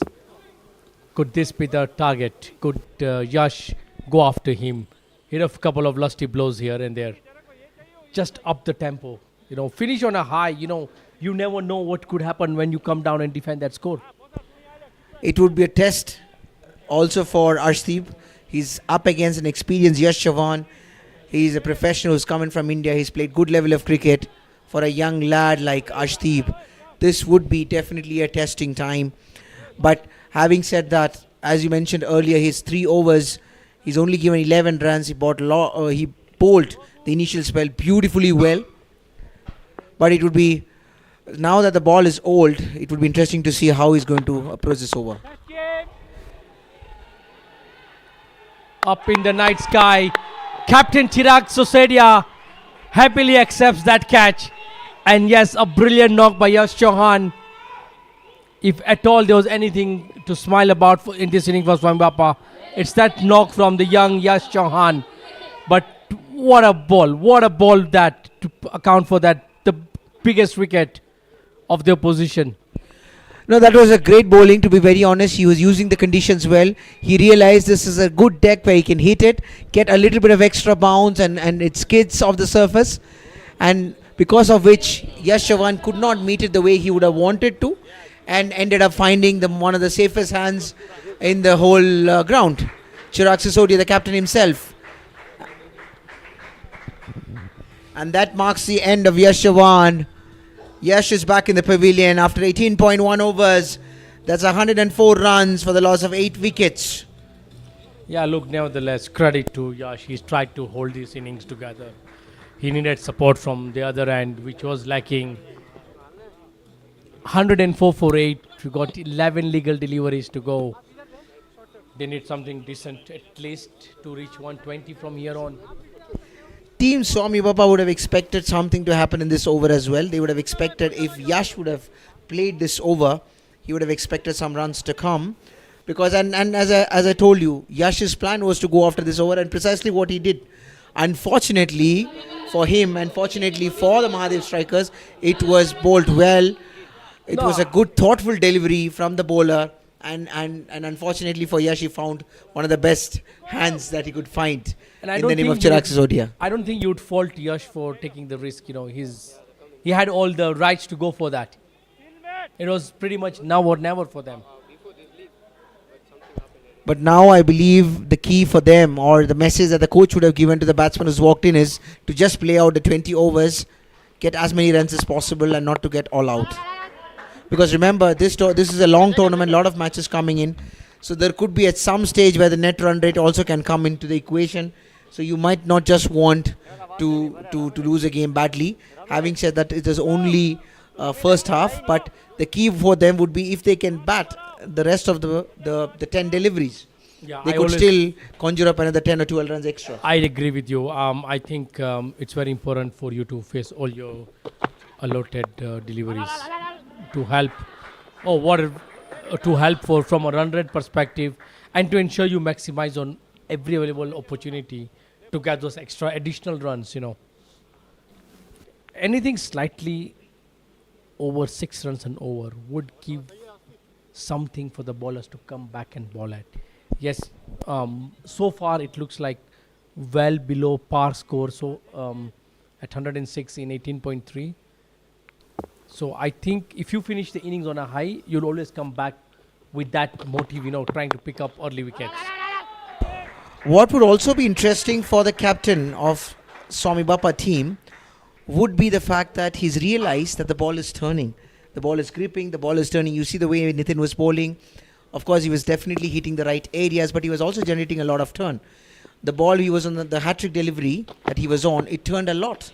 It was almost hitting the bails. He was clipping the bails of the leg stump. So from outside the off stump, maybe the fourth or fifth stump, it was turning a lot. And this would definitely encourage the Swami Bappa team as well, who's got a good bunch of spinners in their team. Precisely. And that leads to how the pitch is going to behave come the chase of. And that brings us to a brilliant end of Arshdeep's spell, considering just 14 runs, picking up that important wicket of Yash.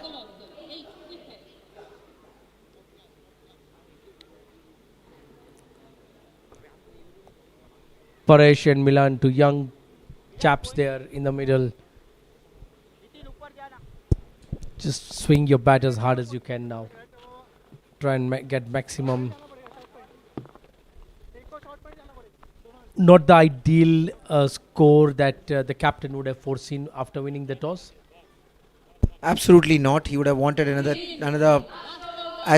maybe another 30 runs plus, or at least he would have expected his team to be at 130 at the end of 19 overs. Fancying his chances for another 10 runs in the last over. What do you think happened? How did they just end up crumbling? Yes, we saw a couple of brilliant maidens that were bowled, but losing wickets in quick succession, they never recovered from the early 2 wickets. That's a Yorker delivery, big appeal, umpire clearly not interested. But in the meanwhile, cheeky additional second run being stolen by the batsman. This would be important 2 runs for the batsman. Looks like it was drifting away. It was missing leg stump. Close. Could have been umpire's call. Yeah, could have been umpire's call, but I believe it is missing leg stump. That was the reason why the experience of Shashikant came into picture, and he was clearly not interested. Yeah, to answer your question, Mitesh, they kept. I think the shot selection was also one of the problem.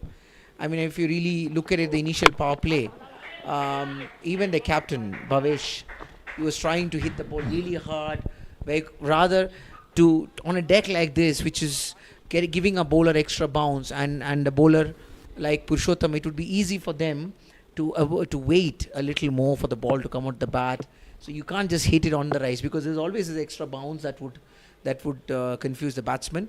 So and some of the shot selection was not really great, and you have to also give credit to some great fielding from the MAHADEV strikers. If I'm not mistaken, they had a couple of runouts that they executed it. No, I think you've nailed it. Yeah, support from your fielding unit when you're on a good roll, when you know you're picked up early wickets. That gives the bowlers an extra boost, an extra inch in that the stride of the delivery, and that's where I felt power play is very crucial. I just feel that SWAMI Bappa never recovered from that early loss. They started way slow, and that I think pretty much just showcases as to why they've just struggled with the bat tonight. Yeah, even considering the fact that they've had a very low power play, they could have still attacked the later part of the innings if they had kept wickets in the kitty. Unfortunately for them, they kept losing wickets also, where they could not build momentum. Otherwise, someone like Yash Chauhan could have gone the full Monty if he had a partner on the other end who was also supporting him well. Final ball of the first inning coming out. Nelson on the scoreboard.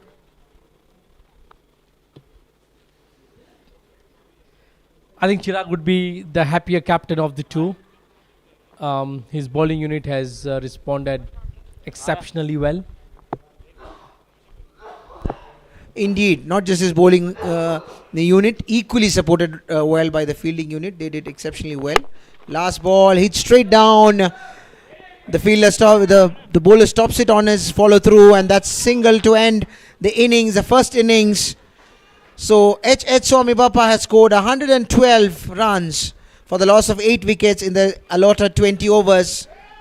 We'll be shortly back with a chase by MAHADEV strikers. 112 runs for the loss of 8 wickets. MAHADEV strikers require 113 runs.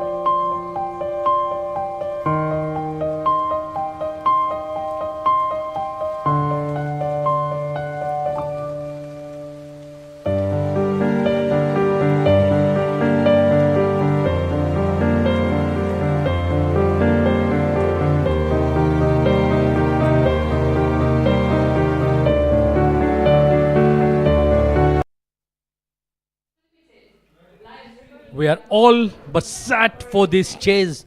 Mahadev strikers require 113, slightly under the required rate of 6 and over. From what we've seen in the last 2 days matches, this seems to be slightly below under par of a score. The openers for Mahadev strikers are out in the middle. It's Captain Chirag and Nitin who will be getting us off to this chase. Kishan will be opening the bowling for the Swami Bappa Sports Club. One slip in place. The players out are third man and deep leg. Two men out of the ring is the third man and the deep square leg.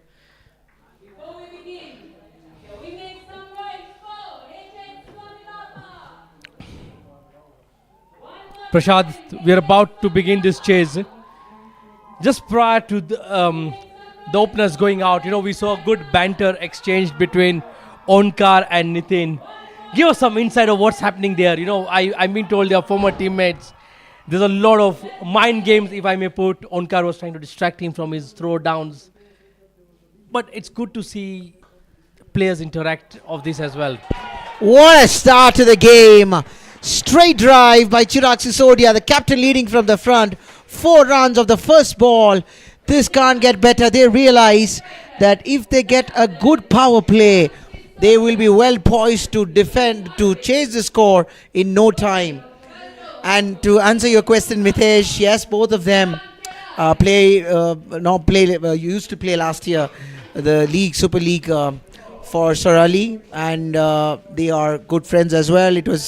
I don't think it was anything to do with the game. It was just some pleasantries exchanged between the two of them, and of course having some fun, having met after long. That's the importance of organizing this T20 tournaments, where you have a lot of former players, playing now against each other.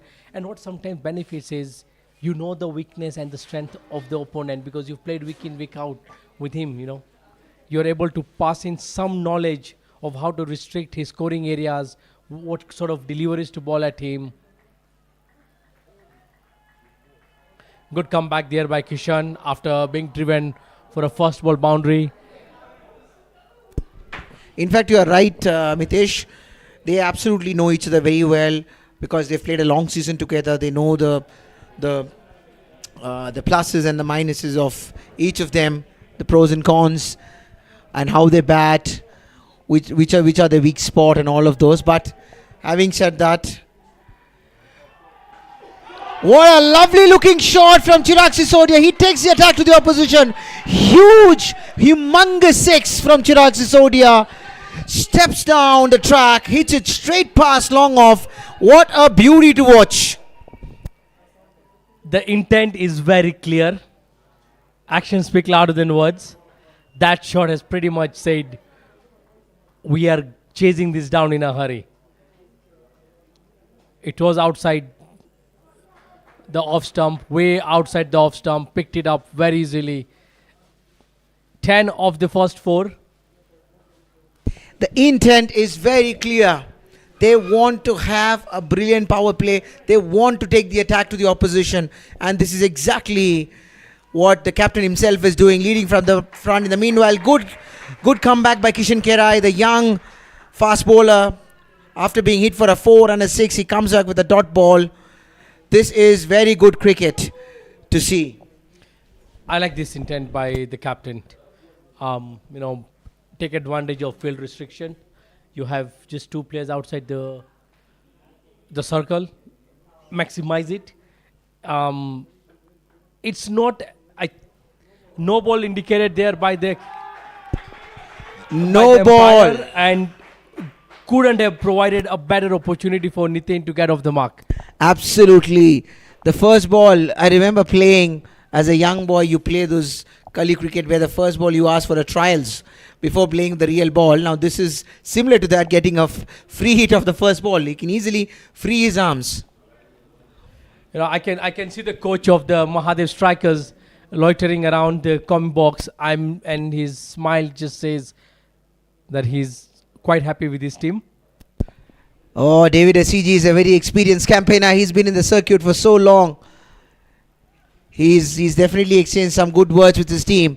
He wants his batters up the order to go after the bowling in the initial overs and get a good power play for his team. That's going down the vacant boundary region. Yes, they are off to a flyer. 16 of the first. And suddenly the required target is way below 100 now. Again, the delivery that he bowled, the last ball, knowing that it's a free hit and he does not have much protection outside the point, him bowling a delivery which is, there's so much of room offered, and even if he slashes it hard, it's going to go past the fielders inside. So I think he should also look at the line that he would like to bowl, and also the length, especially considering that it was a free hit. They bring in fact, the experience of Onkar Jadhav. He didn't have the best of the evenings with the bat. Didn't trouble the scorers. Would want to make it up here. His team definitely requires not just one wicket, but maybe a couple of wickets.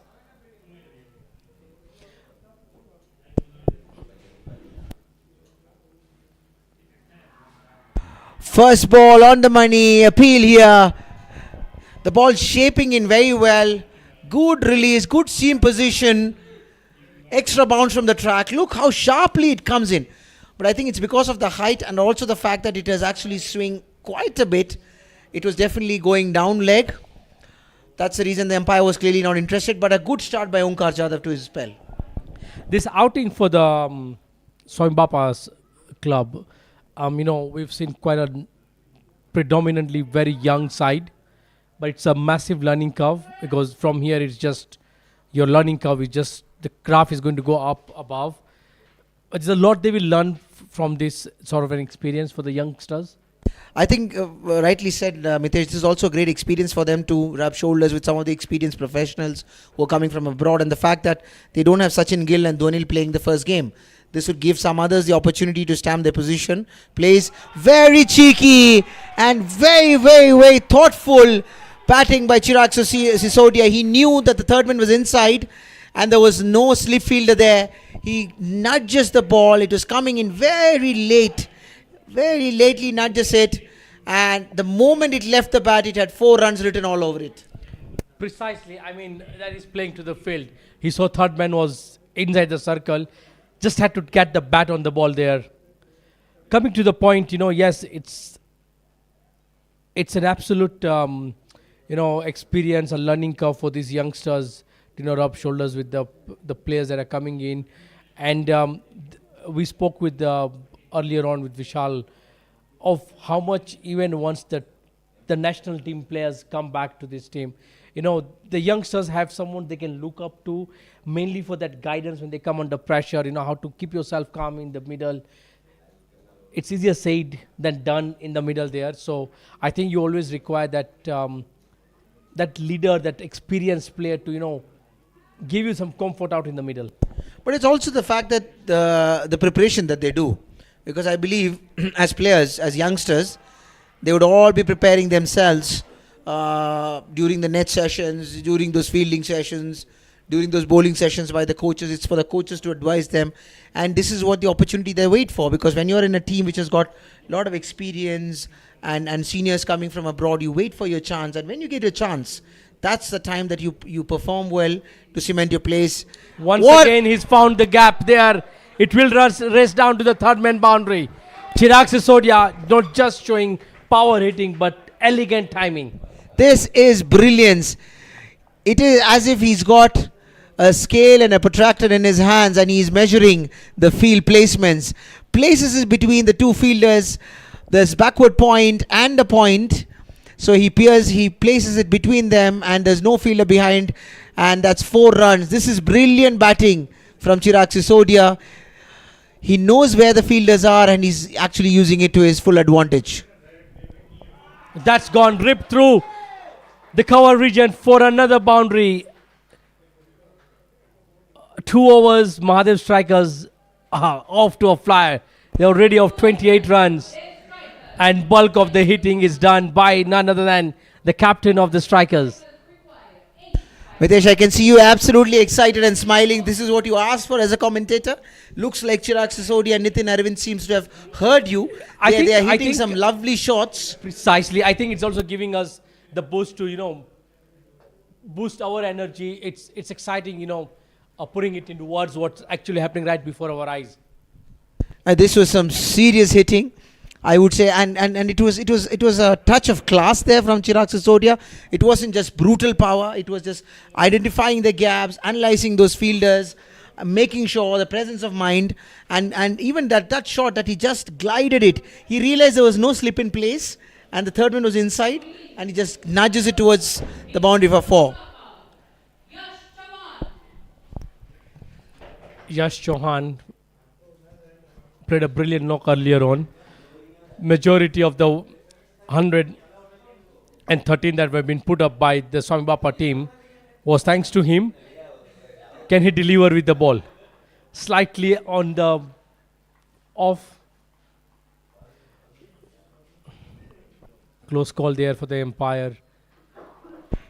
A left arm spinner. Usually the Nitin we know would definitely go after a left arm spinner.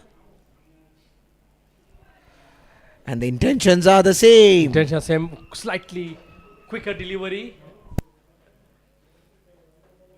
He's pushing it away from the lefty, not coming into his arc. But it wouldn't be far before the arm ball comes in. Yash has got a very good arm ball. Oh, struggling there with finding the line.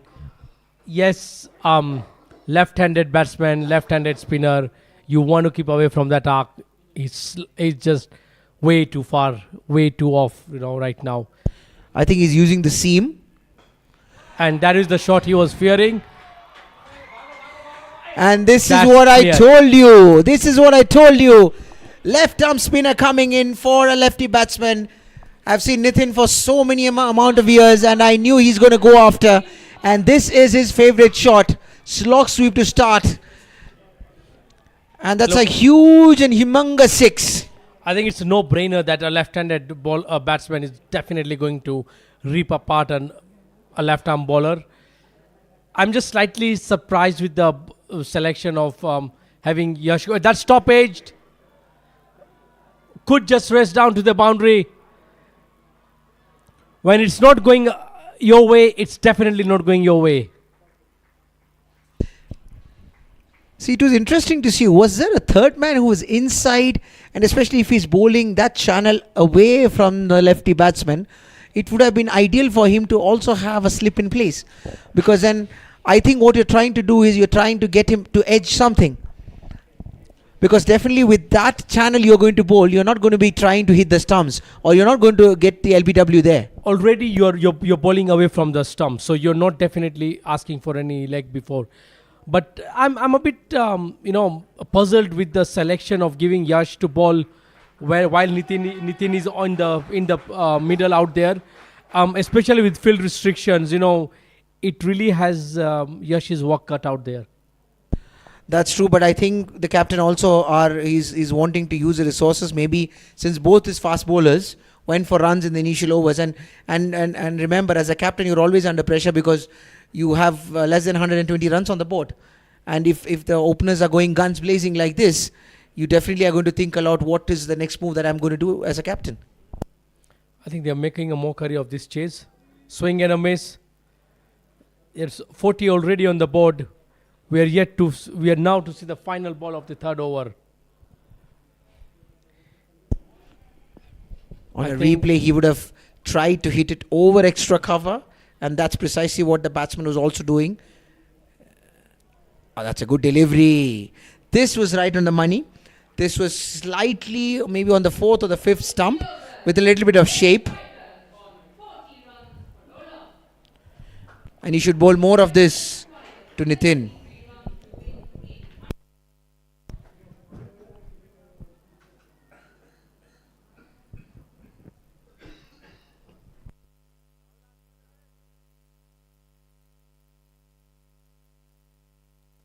3 overs, 40 runs. This has already been a fiery power play on display from the Mahadev strikers. We have another bowling change here. Captain Bhavesh is trying all his resources to get that 1 or 2 wickets that he would like to generate during the power play. But it's very clear, you are not going to win this game by You're not defending containing your them. score. You have to get 10 wickets. That's the only way you would win. Yes, I don't think so. You're going to defend this score. You're not going to stop them from scoring. What's more important is picking up those wickets, and it's got to happen sooner. Try to cut that away. Cramped up 4 rooms. But I like the mindset that both the openers, Chirag and Nitin, have come out with. Sometimes, if you get into that box where you can't think of what you need to do, despite it being a small score, you could end up just, shooting yourself in the arrow. But with a clear intent there, clear set of mind as to how they want to approach it. They've gone all guns blazing. And they're going to be reaping rewards from where I see right now in terms of the next 3 overs for the power play is more of a break for the SWAMI Bapa rather than a break for the strikers. They are well up and above the asking rate. It's not a concern at this point. No, I think they would fancy themselves to going after the bowling now, as far as the Mahadev strikers are concerned, because they've already got 40 runs. And with 3 more overs, even if they could get, they would muster another 20-25 runs. They are looking well poised to chase the score much early in advance. That's it. It's gone. Nitin Arvind has edged 1 off Paresh Karai. That's the breakthrough. Captain Bhavesh might have been wanting a brilliant wicket against the run of the play. Yes, something for the bowlers to cheer up there. I think this is maybe on a second thought, Nitin would have wanted to play it slightly different, because he went after the same way. I think that was his first ball. There was a little bit of extra air in that, and this gave a little bit of drift as well, because it's a new ball. It was drifting away, but he still gave them a fairy start. Yeah, I think the wicket will give something for the bowlers to cheer. Much needed wicket there. Can they capitalize on it? Can they just make this game more interesting? It's not over until it's over. We have seen funny things happen in the game of cricket. But that brings in another attacking batsman, Harendra Kherai, number 33. If he gets going, we are going to be having another party. We're looking forward to this party. It's happening all here at the grounds in Nairobi West at Sri Kachileva Patel Samaj grounds. It's the Mahadev strikers versus the SWAMI Bapa match day 3. Mahadev strikers having just lost their first wicket of Nitin, who had a brilliant outing with the ball. Had a decent start with the bat. We've got Haren right now in the middle with his captain, who is timing them absolutely brilliant. Oh, Chirag is playing like a dream here. He's been hitting some lovely shots. Drives fantastically well. What a drive. There's a fielder there. It's a little bit of a misfield. The batsman will easily get for the second run. That's a good start by Harendra Kherai. Driving it through the extra covers for 2 runs. And with that, he opens his account.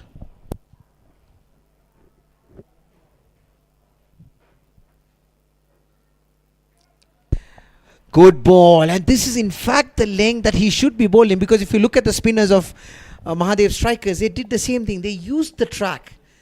They hit the deck, they got the extra bounce, they got the drift from the track. But so far Paresh Kherai looks very impressive this over. Full toss there. Dot ball to end up as what has been a successful over for Paresh Kherai, picking up that important breakthrough.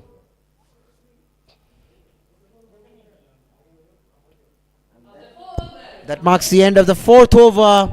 43 runs for the loss of 1 wicket. And the batsman to get out was Nitin Arvind, who had started guns blazing. That brings in Harendra Kherai for Mahadev strikers with 2 more overs to go. And considering that Nitin is out, the captain is eager to try Yash Chauhan for another over, because we have 2 right-handers batting there. That earlier what we saw pictures, visuals from the camp of the Mahadev strikers, notably very happy with how the team is going along with this chase. They'll be quite confident that the captain is still out there in the middle.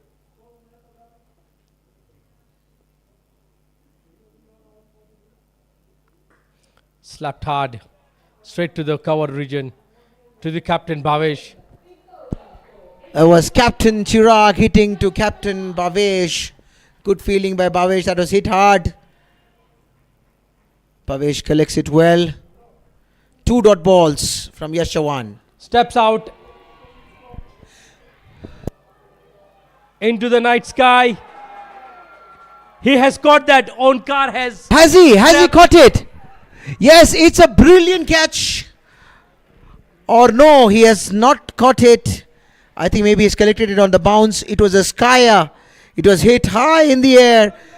There were a couple of fielders converging under it. But it looks like the ball landed safely on a replay. Oh, he missed it. He did the hard yards to reach there. Unfortunately, he could not collect it well. Just before this delivery was bowled, you mentioned about 2 dot balls. Dot balls do put pressure on the batsman. How much did that play into Chirag's mind? I think this was not about the pressure. It's about he wanted to go after the bowling in the power play. They wanted to maximize the score. Because as far as the pressure is concerned, I don't think there should be any amount of pressure on them. They're already going at 11 runs per over. So it was just a matter of attacking. But I think on one side, Chirag needs to play through this one. It would also be good for him to get some good runs under his belt in the first game, so that he looks poised for the upcoming games as well. Yeah, I think you've nailed it. You've just said it correctly. I think Chirag needs to ensure that he's there till the team gets over the line. He needs to spend that time in the middle. It will just benefit him for the latter part of the tournament.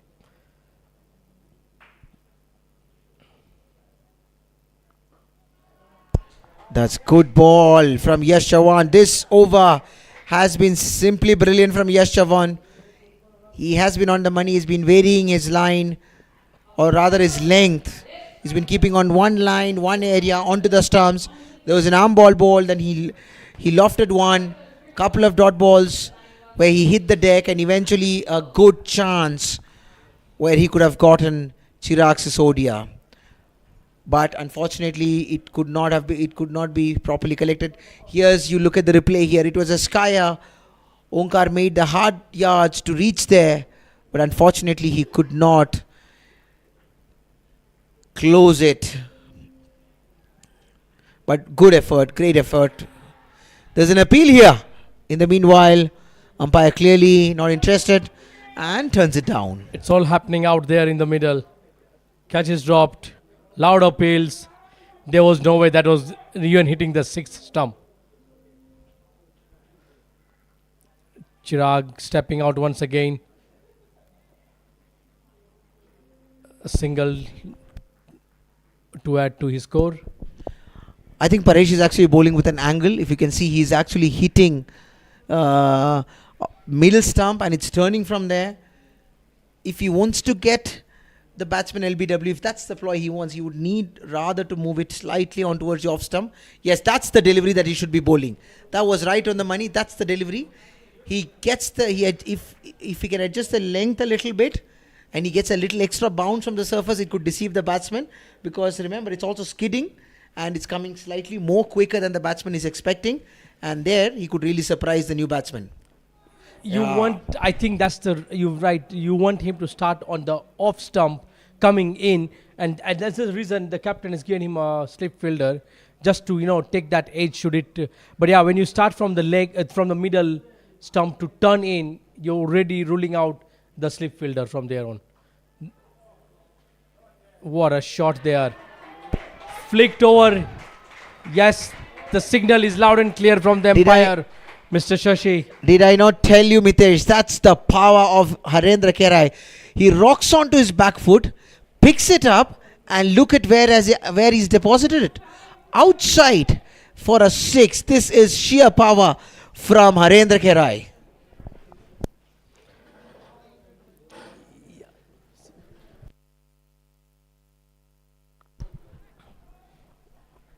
That brings us to the end of the power play. 51 runs for the loss of 1 wicket. From a batting perspective, from the other 2 games that we've seen, this has been the highest scoring power play so far. Yeah, in fact, this is a great power play. I mean, this exactly was a ploy.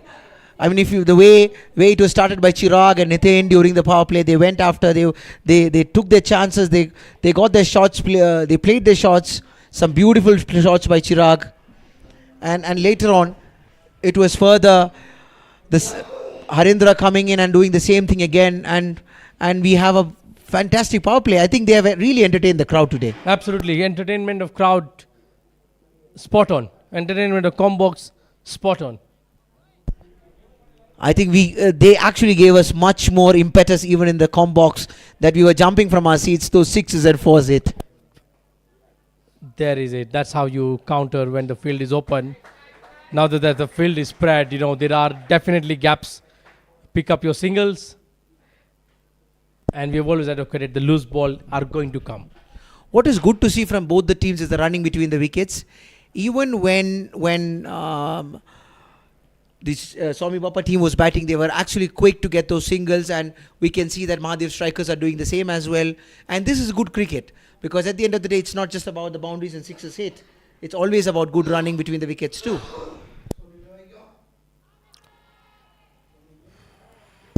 Again, some slight confusion between the batsmen. Chirag was 3/4 down the pitch. No damage there. Yash bowling a brilliant line there. I believe this was more to do, the length was good. Unfortunately, he missed his line on this delivery, because it still hit the pads or actually drifting away towards the leg side. That's the delivery. What a brilliant delivery. And it's good. He's varying his pace, keeps the batsman guessing. Look at that.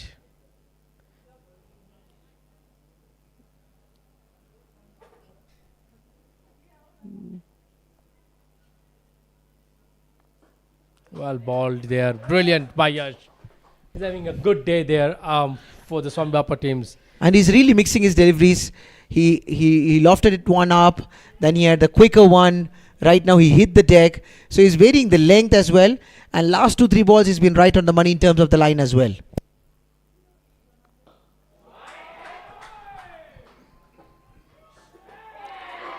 You don't need a misfield when you're not defending a big score.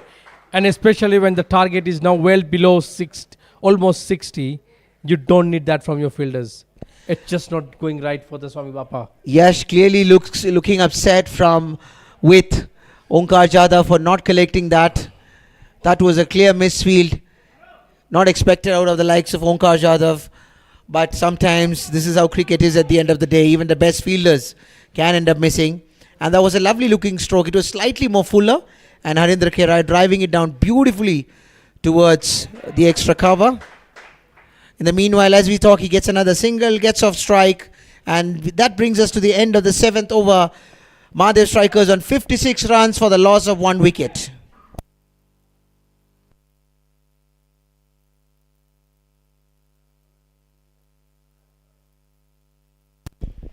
I'd like to welcome my co-commentator Vishal. Vishal, this is fireworks here. I saw your pyrotechnics, those fireworks at the beginning of the first match. After that, I was missing it yesterday. But I think the MAHADEV strikers have brought it back today with some fantastic hitting. And not just power, there was some lovely shots played by Chirag as well. Yeah, definitely. A good start from Chirag. A very experienced batsman and a contender as well.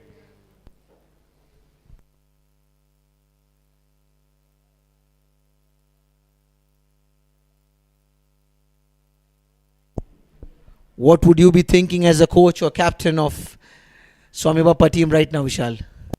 The only thing they need is a breakthrough. These two batsmen, Harendra and Chirag, both hard-hitting batsmen. And the way Haren has started, the way he's batting, I think technically he's always middling the ball.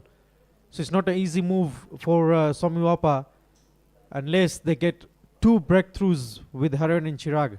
And I know Chirag will not throw his wicket anyway. He wants to bat through all the way, finish the game, go back to the dressing room, giving some good extraordinary performance for Mahadev. Absolutely, and Chirag as a captain also, he would like to get some scores because it's beginning of the tournament as he mentioned. So it would be nice for him to start the tournament with a good 50 and with a good knock that gives much needed impetus to not only to him but also to his team. It will definitely motivate his team as the captain is leading from the front.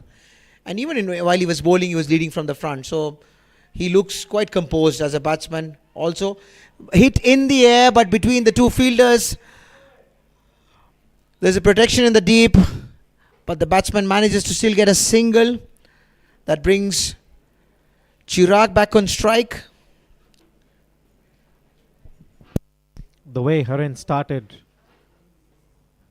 and the way now he's playing, he's going at least too hard towards the ball.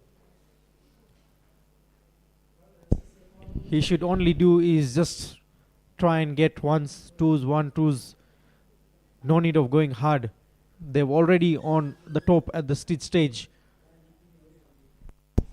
That was a bad delivery. He was lucky enough to have gotten away with only a single.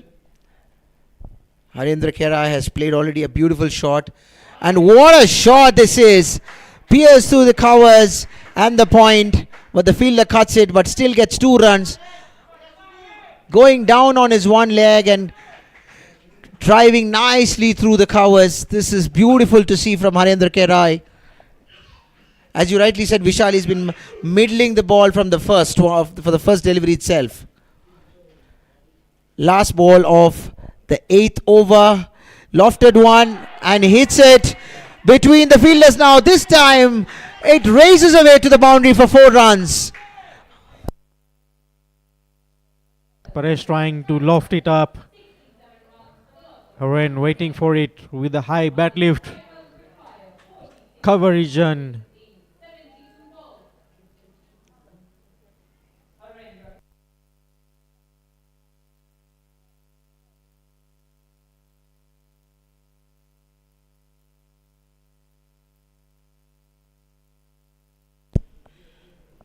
the approach and the intent from Mahadev strikers is very clear.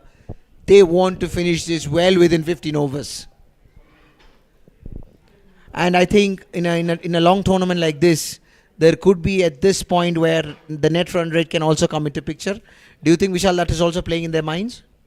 obvious, the total that is been put on the board is very much far better than what Mahadev strikers are looking at. The way the intention has been there from the batsman is what, as you mentioned, saying they want to finish this thing in 15 overs. So we have the youngster Krishil Patel, the current under 19 player, coming to bowl. I think his elder brother Vishil Patel is already serving the national team in Uganda. Is Vishil also playing for the same team? They're in 2 different franchises. But the way the captain has thought of, rather than Kishan Kerai, they should have brought Krishil Patel opening the bowling. Could be more effective as he had a bit of a pace, a bit of a swing. Could have been a challenge to Chirag as well. Oh, it's kidding a bit as well. I think this kept little low, and he's actually angling it in towards Chirag, not giving any room. A little bit of late swing as he's mentioning. So there's been a no ball called by the umpire. The extras is not what Swami Bappa should look at. The slow delivery, not middling. The fielder has no intention of a no ball, free hit. Thought I a think good catch, but unfortunately giving out 2 extra runs. I think the fielder was clearly celebrating. He didn't realize that it was a no ball only, and he was actually trying to celebrate. That's when the bowler was like, throw the ball, it is a no ball. This is why it's important to stay in the game at any time.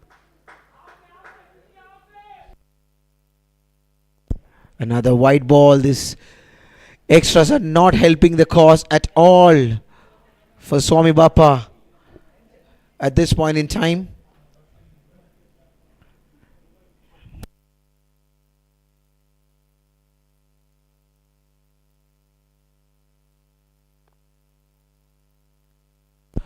A good mix of a slower delivery from Krishil Patel. Rolls his fingers.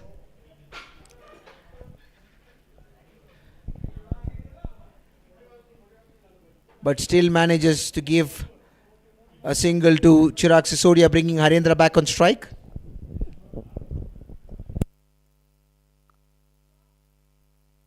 I think Swami Bappa have been very much decent into extra runs.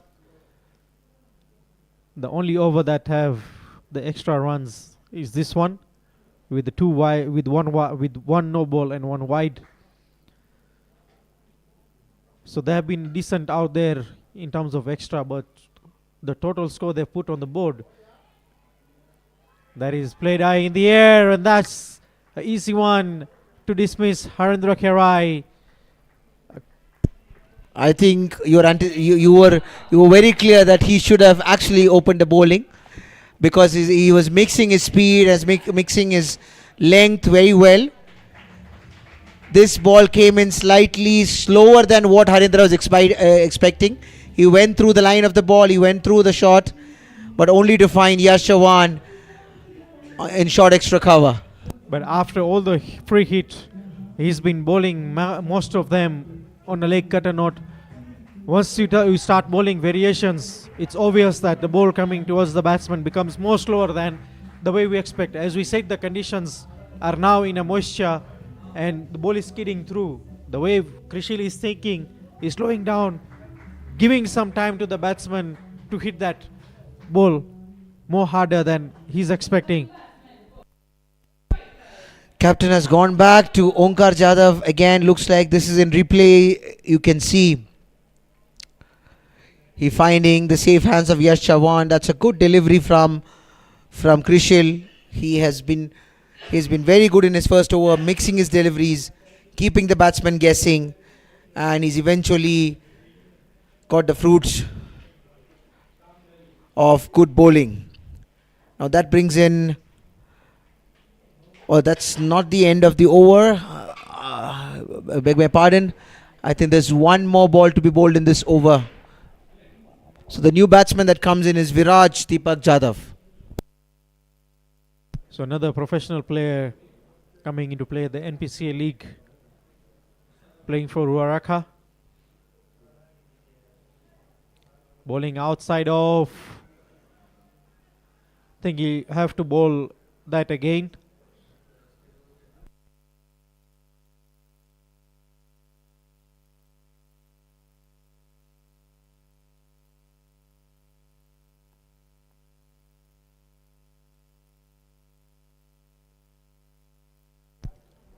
Once more a wide delivery towards the leg side. Looks like Krishil is trying something different, but not working out. Just need to keep it simple. It's a new batsman. Up in the air towards the point. Just a single taken. And that brings us to the end of the 9th over.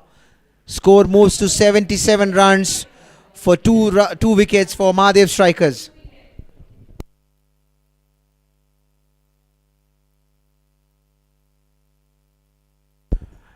As you can see, the scoreboard clearly displaying Chirag Sisodia, the captain, leading from the front.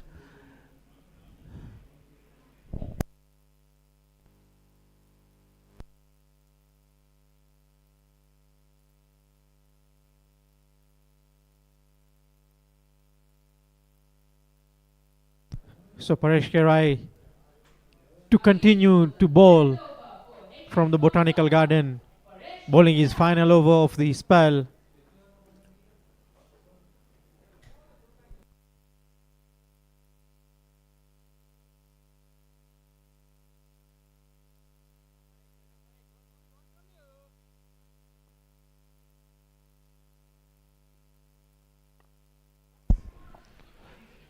It's a fuller delivery. It's straight back to the fielder at short mid wicket. It's a dot ball from Paresh Kerai. I think we also need to talk about the initiative from the Kachileva Youth League. Every dot ball would mean that there will be a tree planted. Vishal, maybe as part of the committee, would you like to put some light on this thought of yours? Having said that, there's a boundary here. A ball slightly drifting away to the leg and a little cheeky from the batsman. It was more like a paddle sweep, and the ball races away to the boundary for 4 runs. Yes, Vishal. So with this initiative, I know it's always a positive thing to, I wouldn't say a positive thing, but a good motivation to the bowlers. They know they have to bowl these dot balls. It's a benefit to them. And secondly, there is always obviously a second bowler who will be awarded the most dot ball bowled. So that motivation towards the bowler will be on a higher note. And to talk about the initiative, the Kachileva community will do something in the month of either September or October, which is obviously we're going to market it out. Anyone who wants to join in, to come in, is well welcomed. In fact, it's a great initiative also.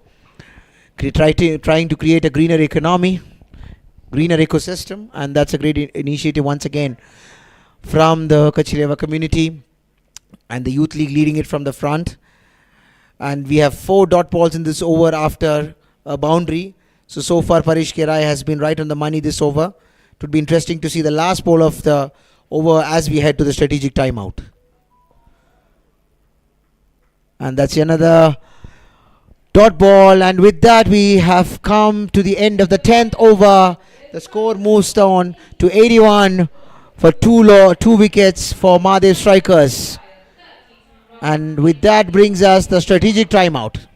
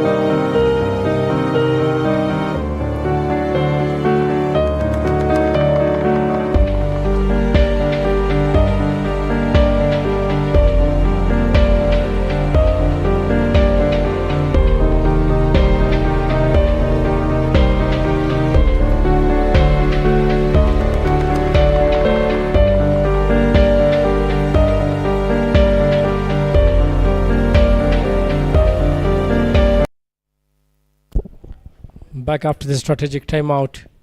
Krishal Patel continues. Chirag Sisodia playing a brilliant knock. Put up a good bowling display earlier on and now showcasing his all-round abilities. 35 of 28. The intent was clear from the word go when he came to chase this score. And that, I think, the positive mindset really helps any team for that matter, whatever score they need to chase down. So Krishal just trying to bowl to do some variation towards Chirag Sisodia.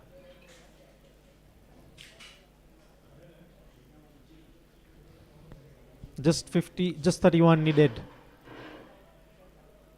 at the halfway stage. A good delivery there by Krishal. Virat getting a surprise, going to drive that ball. The ball coming back to him.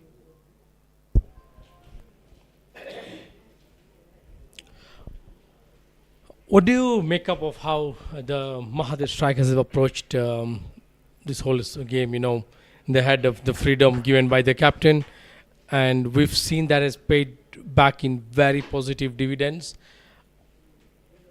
Anything that you'd feel that they would want to change from here on in terms of their mindset, how they're going to approach the next game? I think he's just keeping it simple, you know, just go game by game. No need to plan early enough. Whatever that comes in has to go for it. The way they've planned today.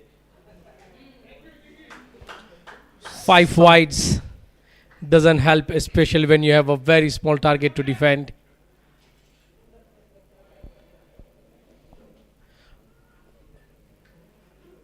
Overall, it's been a brilliant outing by the Mahadev strikers, exceptionally well, you know, set up by their bowling unit, restricting the SWAMI Bappa Sports for a score of 113. And then the clear intent, you know, with the captain leading the team from the front.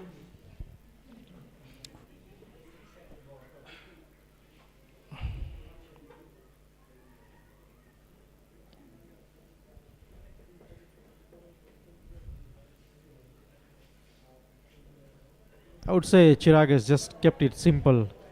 Nothing much to do. Just to get the power play overs in hand. And the way they have cleared everything out in the power play is a positive impact for them.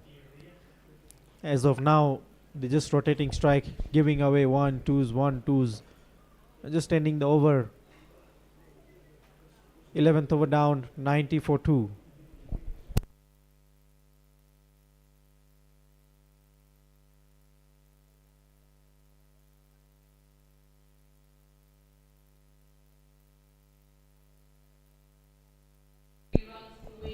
To your point earlier as to how Chirag has approached this innings, keeping it very simple, it's also important that he spent some crucial time in the middle, you know, just to get that feel of, you know, starting the tournament with on a good personal good note. Of course, it resonates with how the team is going to, you know, take that energy off him as well. But yes, you couldn't have put it better words by saying keep it simple. Sometimes, you know, when you have a small score, you might end up getting overconfident. But Chirag, we all know the experience that he brings in and how he's approached this inning is very much a sign of who as a player Chirag is. Milan Varsani into the attack. Simple there. Take a single. Give it to your striker who is seeing it as a football right now.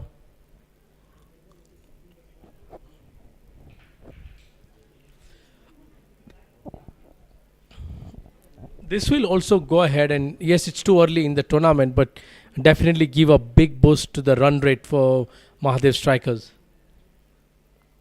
It's always a positive. Good shot there to the deep square leg.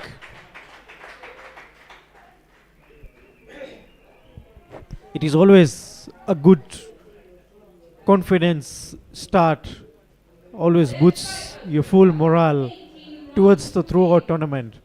With these type of games, they will obviously try at least get something before 15th over. The run rate will obviously rise up. just in case the tournament goes on.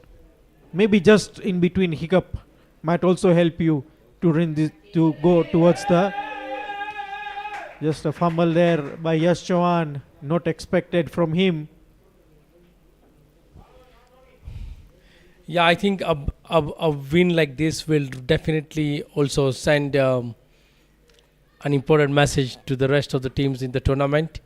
Yes, we've got a match tomorrow where the two remaining teams will also play their first game of the tournament, and then we would be in a good position at least to explain. Oh, what a shot that is! Pick up shot by Chirag. It's cleared the boundary.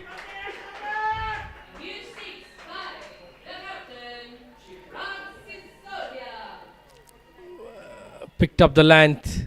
Brilliant pickup shot there.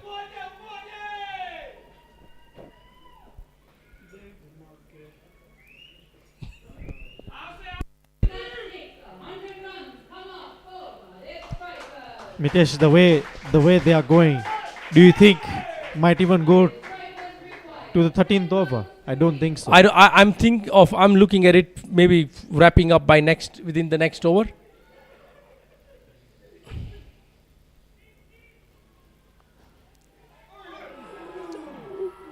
A chance miss there on 49 runs.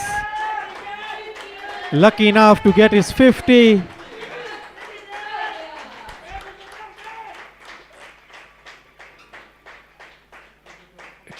That went too quick to Raj. Captain leading from the front. That's a well played knock there. We are into single digits of the required target.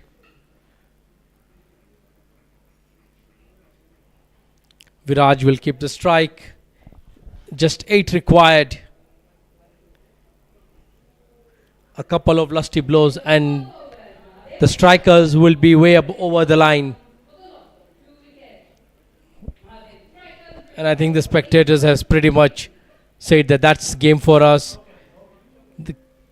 Taking kids, the future stars of tomorrow for an early nap.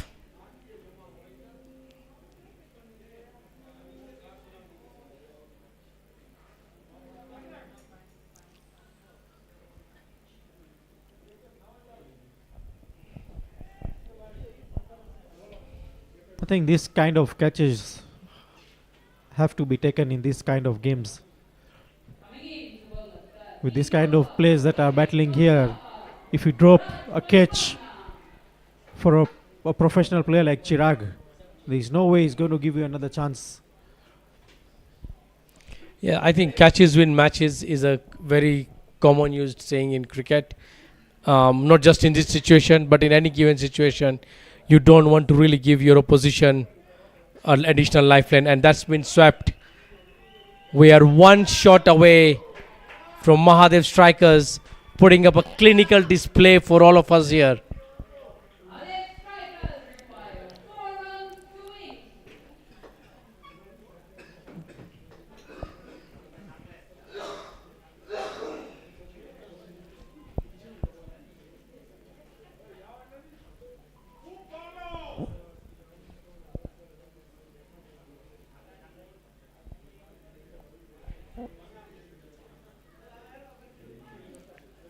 That should be signaled wide.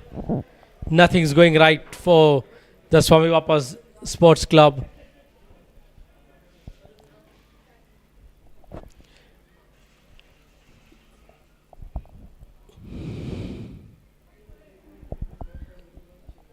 Underage. The captain Chirag on strike has the opportunity to rightfully seal this game.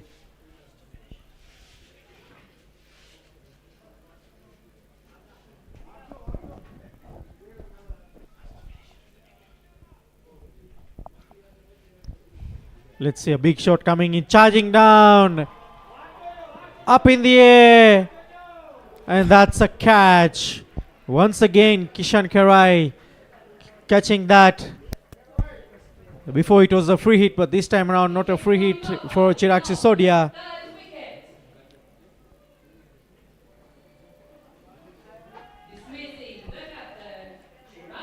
So Mitesh, I would say in the total score of 112 runs needed, SWAMI have bowled 13 extras, which is obvious. Mahadev only have to score 100 runs on board, rather than less than 100 runs. Yes, the extra is always going to hurt your team, especially like you said, when you're defending a very small target. We see the captain walking back to the pavilion, has put his team on the brink of the victory. Yes, he would have wanted to score the winning runs. Pradeep Jasani.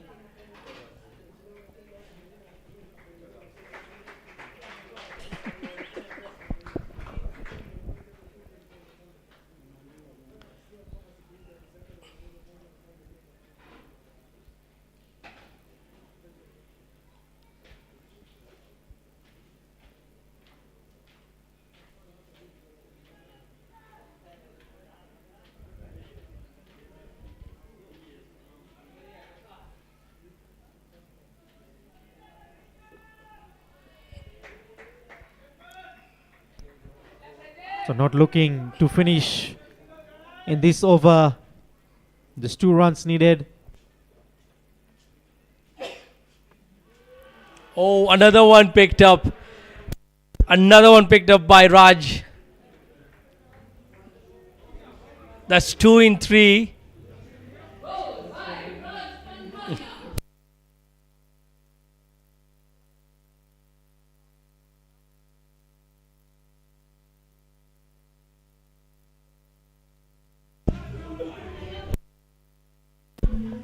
This is what I don't expect from Pradeep.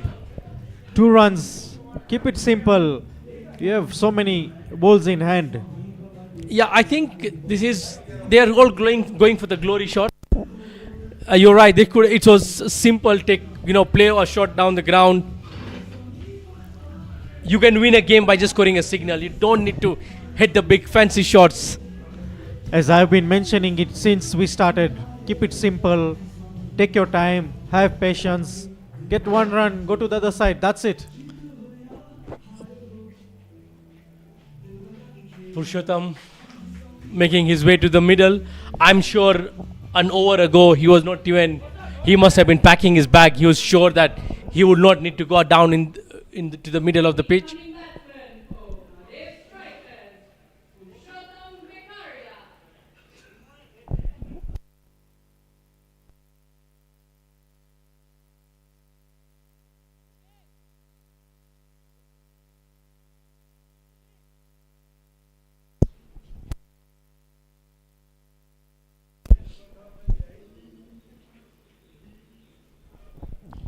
Final ball of the Raj Pankhania over, picking up 2 wickets. Scores are level.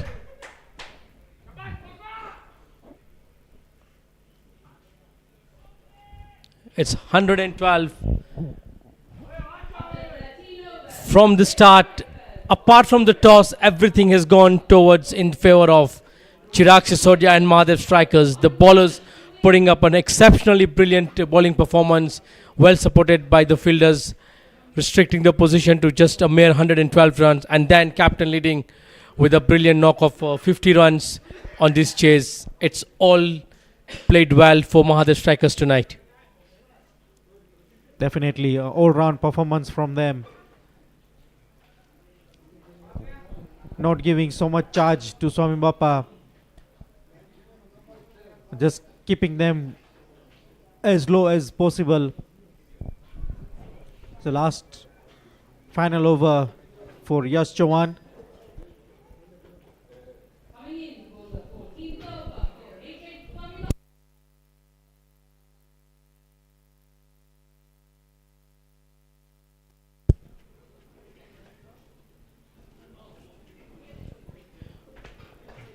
We have the Playmaster and Palora Dragons in action for their first game tomorrow evening.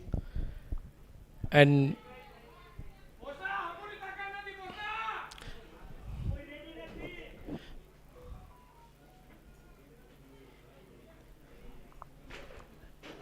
Palora Dragons a new team this season? It is only we only have two new franchises this time round. We have MAHADEV Strikers and Nairobi Capital. So that's winning runs there from Purushottam Vekaria. Those are happy fans for MAHADEV Strikers.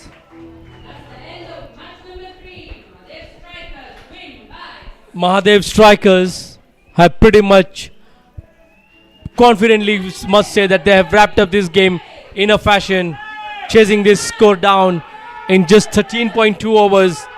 Join us tomorrow evening, same time. Playmasters take on the Palora Dragons to play their first match of the season 2 of the Shri Kachileva Patel Samaj Nairobi LAXMANBHAI Construction Premier League Season 2.